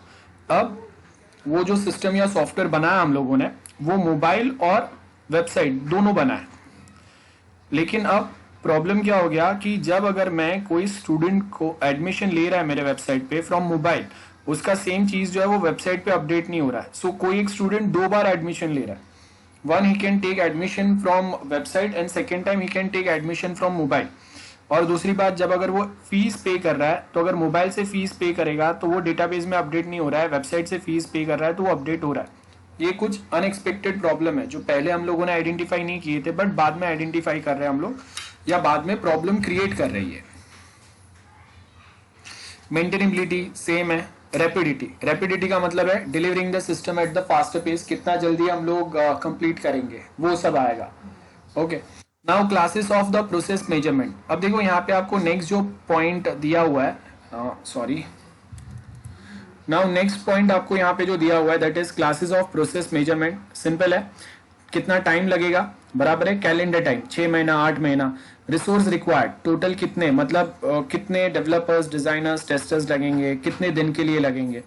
देन कितने डिफेक्ट्स आपको फेस करने पड़ रहे हैं। जैसे अगर मैं बोलूंगा कि इफ आई यूज एक्सपीरियंस और if I assign experience developer और टेस्टर या डिजाइनर्स, तो जो नंबर ऑफ डिफेक्ट्स आ रहे हैं वो बहुत कम आ रहे हैं। And at same point of time when I use iterative model, जहाँ पे मल्टीपल इटरेशंस अगर मैं वी मॉडल के चला रहा हूँ तो वो टाइम पे भी नंबर ऑफ डिफेक्ट्स जो है वो कम आ रहे हैं। देन नेक्स्ट जो है हम लोग का गोल क्वेश्चन मैट्रिक्स पैराडिगम है। अब देखो ये जो गोल क्वेश्चन है ये सेम वापस यूनिट 4 में रिपीट होगा, मैं बताऊंगा आपको। गोल का मतलब क्या है कि हम लोगों ने डिफाइन किया है कि ओके मार्केट में हम लोगों को कंपटीशन में रहना है, हम लोगों को डायरेक्ट चैलेंज जो करना है वो इन्फोसिस को चैलेंज करना है, दिस इज माय गोल। सो उसके लिए वो जो लेवल के इम्प्रूवमेंट्स अपने प्रोसेस में करते हैं, वो जो लेवल में जो क्वालिटी लेवल सॉफ्टवेयर का वो प्रोवाइड करता है, same we supposed to provide, that is the goal. Questions about the areas of uncertainty, मतलब मैंने बोल तो दिया इन्फोसिस लेवल का क्वालिटी हम लोग अचीव करेंगे या प्रोवाइड करने का ट्राई करेंगे, लेकिन इन्फोसिस के जितना इन्वेस्टमेंट मेरे पास नहीं है, उनके जितने रिसोर्सेज नहीं है मेरे पास। सो मैट्रिक्स में हम लोग देखेंगे कि हम लोग क्या लेवल तक का गोल अचीव कर सकते हैं, उसके लिए कितने रिसोर्सेज लगेंगे, हम लोगों को कितने टूल्स लगेंगे, कितना टाइम लगेगा। That's one thing. Then process analysis and modeling. So process analysis क्या बोला है? Study of existing processes. मतलब currently अगर मैं जो सॉफ्टवेयर बना रहा हूँ उसके लिए अगर मैं iterative मॉडल अगर फॉलो कर रहा हूँ with multiple iterations of waterfall, तो मैंने वो समझा, उसमें वो क्यों यूज कर रहा हूँ वो मैंने समझा। मॉडलिंग का मतलब है उसको हम लोग डॉक्यूमेंट बनाएंगे, रिकॉर्ड करेंगे हर एक टास्क को, जिससे हम लोग को पता चले कि करंटली हम लोग क्या मॉडल एग्जैक्टली यूज कर रहे हैं, कौन से टाइप के सॉफ्टवेयर पे ये बेस्ट सूटेबल है, और कहीं पे अगर हम लोग को चेंजेस करने हैं तो कहाँ पे हम लोग चेंजेस करेंगे, ये हम लोग को पता चलेगा। सो हम लोगों ने क्या किया, स्टडी एग्जिस्टिंग प्रोसेस, जहाँ पे हर एक चीज डिटेल में उसका समझा। देन जब डिटेल में समझा तो हम लोग को पता चलेगा कि कहाँ कहाँ पे क्या क्या प्रॉब्लम्स है, ये हम लोगों ने डिस्कवर किया, डिस्कवर प्रोसेस प्रॉब्लम, और उससे फिर हम लोग को पता चलेगा कि कहाँ पे हम लोग को इंप्रूवमेंट की जरूरत है। तो प्रोसेस एनालिसिस टूल्स में क्या आएगा, क्वेश्चनर्स। सबसे पहले देखो, publish the process model and process standard, क्योंकि दिस इज आवर प्रोसेस, ये एग्जिस्टिंग हम लोग का मॉडल है, तो ये सबसे पहले हम लोग लोगों को बताएंगे। देन उनका इंटरव्यू लेंगे। इंटरव्यू किसका होगा, डिजाइनर, टेस्टर्स, डेवलपर्स का, कि जो एग्जिस्टिंग हम लोग SDLC मॉडल यूज कर रहे हैं उसमें डू यू थिंक कि कहाँ पे कोई इंप्रूवमेंट्स की जरूरत है। जो इंप्रूवमेंट्स वो बताएंगे उसको हम लोग लिस्ट डाउन करेंगे, और उसमें से जो बेस्ट लगेंगे उसको हम लोग इंप्लीमेंट करेंगे। सो ये वे में होगा, कोई एक के सोचने से नहीं होता हम लोग को। एंड उसके same point of time ethnographic होता है। एथनोग्राफी मतलब जो प्लेस पे, जो लोकेशन पे, जैसे आप देखो कि लेट्स सपोज कि अगर हम लोग इंडिया में यूज कर रहे हैं तो यूएस और इंडिया में टेक्नोलॉजिकल काफी डिफरेंस है। तो कोई एक सॉफ्टवेयर जितना स्मूथली यूएस में चलेगा at the advance technological state, वो सेम इंडिया में भी उतना ही स्मूथ इफेक्ट या उतना ही स्मूथ रिजल्ट देगा, ये जरूरी नहीं है। Because the tools basically used in USA, most of Mac use करता है, इंडिया में मोस्ट ऑफ जो है वो विंडोज यूज करता है, और आपके पास 5G सपोर्ट है, यहाँ पे अभी भी हम लोग 4G पे। नेक्स्ट थिंग, आपके पास हाई एंड डिवाइसेस वहां पे बहुत इजीली हर एक के पास अवेलेबल रहते हैं। हम लोग के पास यहाँ पे बहुत सारे लोकेशन पे अभी भी आपको एक विंडोज XP यूज करने वाले ओल्ड कॉन्फ़िगरेशन वाले कंप्यूटर्स मिलेंगे। तो उसके हिसाब से वो एथनोग्राफिक एनालिसिस के हिसाब से वी सिलेक्ट की which technological advancement we suppose to apply in India and which technological advancement we suppose to apply in US। ये आपका एथनोग्राफिक एनालिसिस रहेगा। प्रोसेस में अब देखो छोटे छोटे हम लोग जो डायग्राम्स बनाते हैं ना केस टूल्स यूज करके, तो एक्टिविटी क्या होता है, प्रोसेस क्या रहता है, कंडीशंस क्या रहता है, ये हम लोगों ने प्रैक्टिकल किया हुआ है। So we all know about this. So सबसे पहले यहाँ पे वही आएगा, activity shown around as rectangle, जो हम लोग प्रैक्टिकल में करते हैं वो है। प्रोसेस रेक्टेंगुलर ड्रॉप से बताएंगे, डिलीवरेबल कैसे बताएंगे, ये सब यहाँ पे आप जो डायग्राम बनाते हैं, in short this diagram we are talking about. So module testing में हम लोग यहाँ पे क्या बता रहे हैं, we are about to test this module, जहाँ पे प्री कंडीशन क्या है। जैसे अगर मैं बता रहा हूँ कि अगर मुझे जीमेल पे लॉगिन टेस्ट करना है, तो प्री कंडीशन क्या होना चाहिए, मेरे पास जीमेल का अकाउंट होना चाहिए, that is my pre condition. And post condition क्या रहेगा कि जैसे मैं यूजर नेम पासवर्ड अगर करेक्ट एंटर करूंगा, so it should successfully provide me my inbox, email का inbox account, where I can compose an email, I can read existing email which are there in my account. ये मेरा post condition होगा। On successful login it provides me और handovers my account to me. सो यहाँ पे pre condition आपको दिया हुआ है। इनपुट्स यूजर नेम पासवर्ड में एंटर करूंगा। टेस्ट मॉड्यूल क्या करेगा, इट विल टेस्ट, बराबर है, कि अगर सक्सेसफुल, अगर यूजर नेम पासवर्ड अगर करेक्ट है तो साइन इन होना चाहिए, बराबर है। और वो मॉड्यूल डेटा वो डेटाबेस से कैसे वेरीफाई करेगा। और पोस्ट कंडीशन क्या आएगा, आपको अपना इनबॉक्स दिखेगा। और ये रोल किसका रहेगा? रोल रहेगा टेस्ट इंजीनियर का, मतलब जो पर्सन ये टेस्ट केसेस बना रहा है। तो हम लोग टेस्ट केसेस कैसे बनाएंगे? I will give you one example, just 1 minute. We have this example of test. Okay, this is my test case. ये ऐसा एक एक्सेल फाइल रहेगा, मैं आपके साथ शेयर करूंगा बाद में ये Excel file. Just 1 minute. Okay, so as you can see this is our test case. मैंने आई थिंक पहले आपके साथ शेयर किया था ये, I don't No, sir. Okay, so ऐसा कुछ टेस्ट केस बनता है हम लोग का, तो मैं बाद में अभी आपके साथ शेयर कर दूंगा। सो यहाँ पे देखो ये टेस्ट आईडी लिखा हुआ है, हम लोग जीमेल टेस्ट कर रहे हैं, ठीक है। सो टेस्ट केस आईडी क्या है मेरा? Login test case TC login 001 verify login for Gmail. पहला टेस्ट केस में हम लोग क्या लिखेंगे? Enter your valid user name and password. Pre condition क्या है? We suppose to have a account with Gmail. Test steps क्या है? आप लॉगिन विंडो पे जाओ, यूजर की जीमेल के यूजर नेम एंटर करो, पासवर्ड एंटर करो and click on login button. Test data में your user name should be correct, मतलब मैं यहाँ पे प्रोवाइड करूंगा कि ओके abc@xyz और मेरा पासवर्ड है abc। सो एक्सपेक्टेड रिजल्ट क्या है? Successful login. पोस्ट कंडीशन क्या है? जीमेल का इनबॉक्स प्रोवाइड करेगा।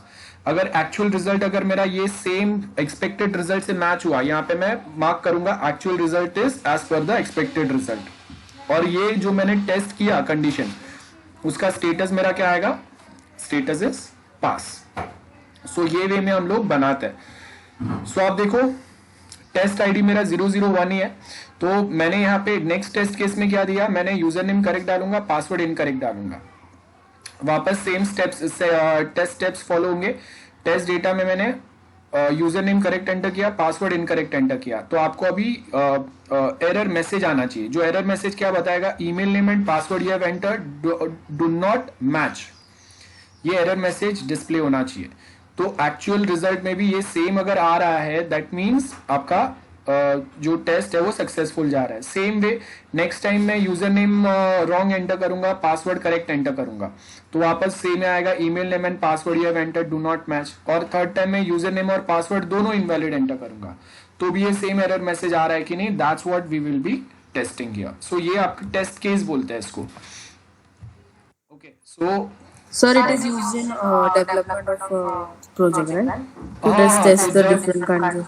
हाँ, तो जब अगर मैंने रिक्वायरमेंट गैदर किया और ये डिजाइन्स बनाए, सो अगर आपके रिक्वायरमेंट्स अगर आपको क्लियरली समझ में आया है तो आपके डिजाइन्स जो है वो क्लियर बनेंगे। तो अब अगर आप रिक्वायरमेंट्स अगर आपको क्लियरली अगर समझ में आया ना, then you can easily develop this type of test cases. So अगर आप टेस्ट केस अगर क्लियरली बना नहीं पाते हो सॉफ्टवेयर बनाने के पहले, दैट मीन्स आपको रिक्वायरमेंट भी क्लियरली समझ में नहीं आए। That's what we mean by this. I hope this is very clear. So अगर मैं बोल रहा हूं कि आपको कॉलेज के लिए अगर एक सॉफ्टवेयर बनाना है, आपने सारे रिक्वायरमेंट्स गैदर किए, अब आप रिक्वायरमेंट्स गैदर करने के बाद में you are at the designing phase.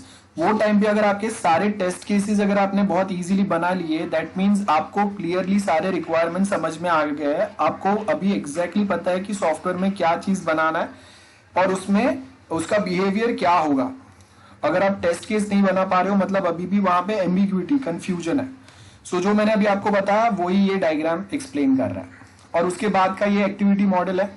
Test data क्या रहेगा, मॉड्यूल टेस्ट में यहाँ पे हम लोग क्या क्या चीज प्रोवाइड करेंगे, चेकआउट मॉड्यूल रहेगा, कॉन्फ़िगरेशन मैनेजमेंट, ये बेसिक स्टेप्स है। आप यहाँ पे बहुत इजीली इसको पढ़ सकते हैं। Test reporting, right, test report जहाँ पे आपका आउटपुट क्या आया, कोई अगर प्रॉब्लम अगर आपने डिस्कवर किया वो बताएंगे।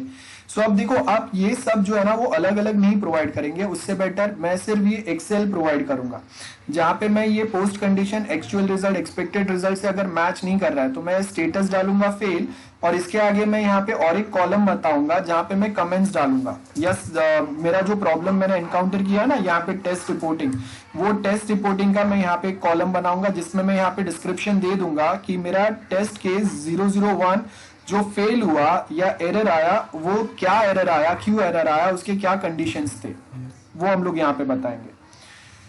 देन प्रोसेस एक्सेप्शंस होता है। Now software process are complex, model can not be effectively represented, how to handle exceptions. Exception मतलब ट्राई एंड कैच ब्लॉक जो हम लोग लिखते हैं, एक्सेप्शन हैंडलिंग जो अलग से हम लोग पढ़ते हैं, तो बस वही है एक्सेप्शन हैंडलिंग। तो जब कभी अगर कोई एक लोगों के साइड से अगर प्रॉपर अगर इनपुट प्रोवाइड नहीं होता है तो आपको क्या करना है, एक्सेप्शन रेज करना है। So as you can see several key people becoming ill just because of the critical review. तो उसके लिए आपको क्या करना है, जब कभी अगर कहीं पे सिक्योरिटी अगर कॉम्प्रोमाइज होता है, रन टाइम अगर कोई रॉन्ग डेटा अगर यूजर के साइड से अगर एंटर होता है, then we supposed to provide information or we supposed to add exceptions part there, वो आएगा। एंड लास्ट में आपका ये यूनिट का लास्ट वाला जो पार्ट है that is process change. Process change मतलब आपको अभी ये जो भी अगर हम लोग कुछ प्रॉब्लम फेस कर रहे हैं तो आप कहाँ कहाँ पे मॉडिफिकेशन लाएंगे। देखो, introducing new practices, changing the ordering of the process activity, कहीं पे अगर आप कुछ फंक्शंस आप डिलीवर कर रहे हैं वो प्रॉपर वर्क नहीं करने वाले हैं तो आप वो डिलीवरेबल या वो जो फंक्शंस है उसको हटा दो। अभी आप क्लाउड टेक्नोलॉजी ऐड करने वाले, आर्टिफिशियल इंटेलिजेंस ऐड करने वाले हैं, तो जो डेवलपर्स इसमें ट्रेन रहेंगे उनको आप ये रोल्स रिस्पॉन्सिबिलिटी असाइन करो या अलग से कोई दूसरे डेवलपर्स को आप हायर करो जो ये डेवलपमेंट कर पाए। बस process change management, identify improvements कहाँ पे जरूरत है, उसके हिसाब से हम लोग प्रोसेस मॉडल बनाएंगे। याद रखो ये सेम डायग्राम आपको यूनिट 4 में मिलेगा, वापस हम लोग डिस्कस करेंगे ये same diagram. Identify improvements, based on this हम लोग का प्रोसेस मॉडल चलेगा। अब सपोज हम लोगों ने आइडेंटिफाई किए कि there are let's suppose there are 3 improvements, 3 areas of improvements which are required. उसको मैंने प्रायोरिटाइज किया कि ओके ये सबसे पहले इंप्रूव होना चाहिए, देन ये सेकेंड, ये थर्ड, 4, 5, 6 ये हम लोगों ने इंप्रूवमेंट्स हाईलाइट किए, उस पे उसको प्रायोरिटी लिस्टिंग में डाला मैंने। प्रायोरिटी लिस्टिंग मतलब कौन से सबसे पहले आपको इंप्लीमेंट करने की जरूरत है। तो मैंने यहाँ पे बोला आर्टिफिशियल इंटेलिजेंस ऐड करने की जरूरत है, क्लाउड टेक्नोलॉजी ऐड करने की जरूरत है एंड ऑगमेंटेड रियलिटी ऐड करने की जरूरत है। तो अब ये चेंजेस हम लोग अपने प्रोजेक्ट में कैसे डालेंगे, डेवलपमेंट प्रोजेक्ट में, उसका हम लोगों ने प्लान बनाया कि कौन से पार्ट से कौन से मॉड्यूल से ये चेंजेस हम लोग अप्लाई करेंगे और हम लोगों के डेवलपर्स इस पे काम करेंगे। तो आप कौन से इंस्टीट्यूशन के पास से या कौन से ट्रेनिंग वाले पर्सन आप लेके आओगे जिसके बेस के ऊपर उनको सर्टिफिकेशन कोर्सेज हम लोग कराएंगे। सिंपल ऑनलाइन सर्टिफिकेशन कोर्सेज रहते हैं, वैसे यहाँ पे सर्टिफिकेशन कोर्सेज चलेंगे, ट्रेनिंग कोर्स आप समझ लो। और जो हम लोग के डेवलपर्स ये ट्रेनिंग कोर्स पास कर पाएंगे, जिनके पास ये सर्टिफिकेट आ गया, उनको हम लोग प्रमोशन देंगे और यहाँ पे लेके आएंगे। सो जैसे हम लोगों के ये प्लान बन गए, हम लोगों ने वो प्लान को इंट्रोड्यूस किया, देखो सेम ट्रेनिंग प्लान को इंट्रोड्यूस किया और ये ट्रेनिंग देने के बाद में, ये प्रोसेस में चेंजेस करने के बाद में will take the feedback from our developers कि जब हम लोगों ने अभी ये सारे जो चेंजेस अप्लाई कर दिए हैं, सो व्हाट यू थिंक, जो पहले पुराना प्रोसेस हम लोग फॉलो कर रहे थे, पुराना टेक्नोलॉजी जो हम लोग फॉलो कर रहे थे वो ही बेटर वे में वर्क कर रहा है या नया टेक्नोलॉजी आपको और बेटर लग रहा है। इट माइट पॉसिबल कि नए टेक्नोलॉजी के साथ में वर्क करने के साथ में ये प्रॉब्लम हो सकता है कि नए टेक्नोलॉजी के कहीं ना कहीं रिस्क जो होंगे जो हम लोगों ने आइडेंटिफाई नहीं किए, जो रिस्क हम लोगों का पता चलेगा जब हम लोग वो रिस्क या वो प्रॉब्लम फेस करेंगे। सो अगेन ये एक बहुत इंपॉर्टेंट फैक्टर रहता है। एंड उसके आगे प्रोसेस चेंज इमीडिएटली नहीं होता है, धीरे धीरे होता है।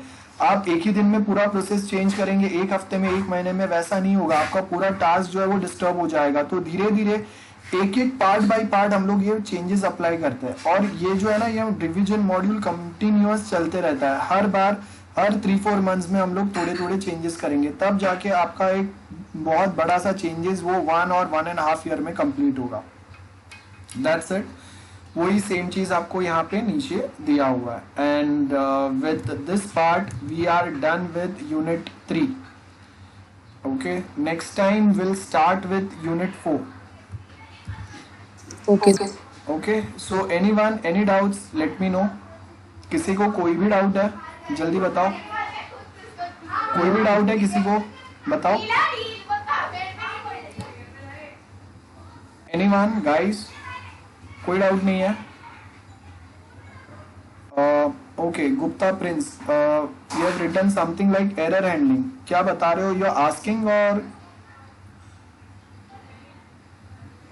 गुप्ता प्रिंस 206 एरर हैंडलिंग क्या लिखा हुआ है? You are asking something?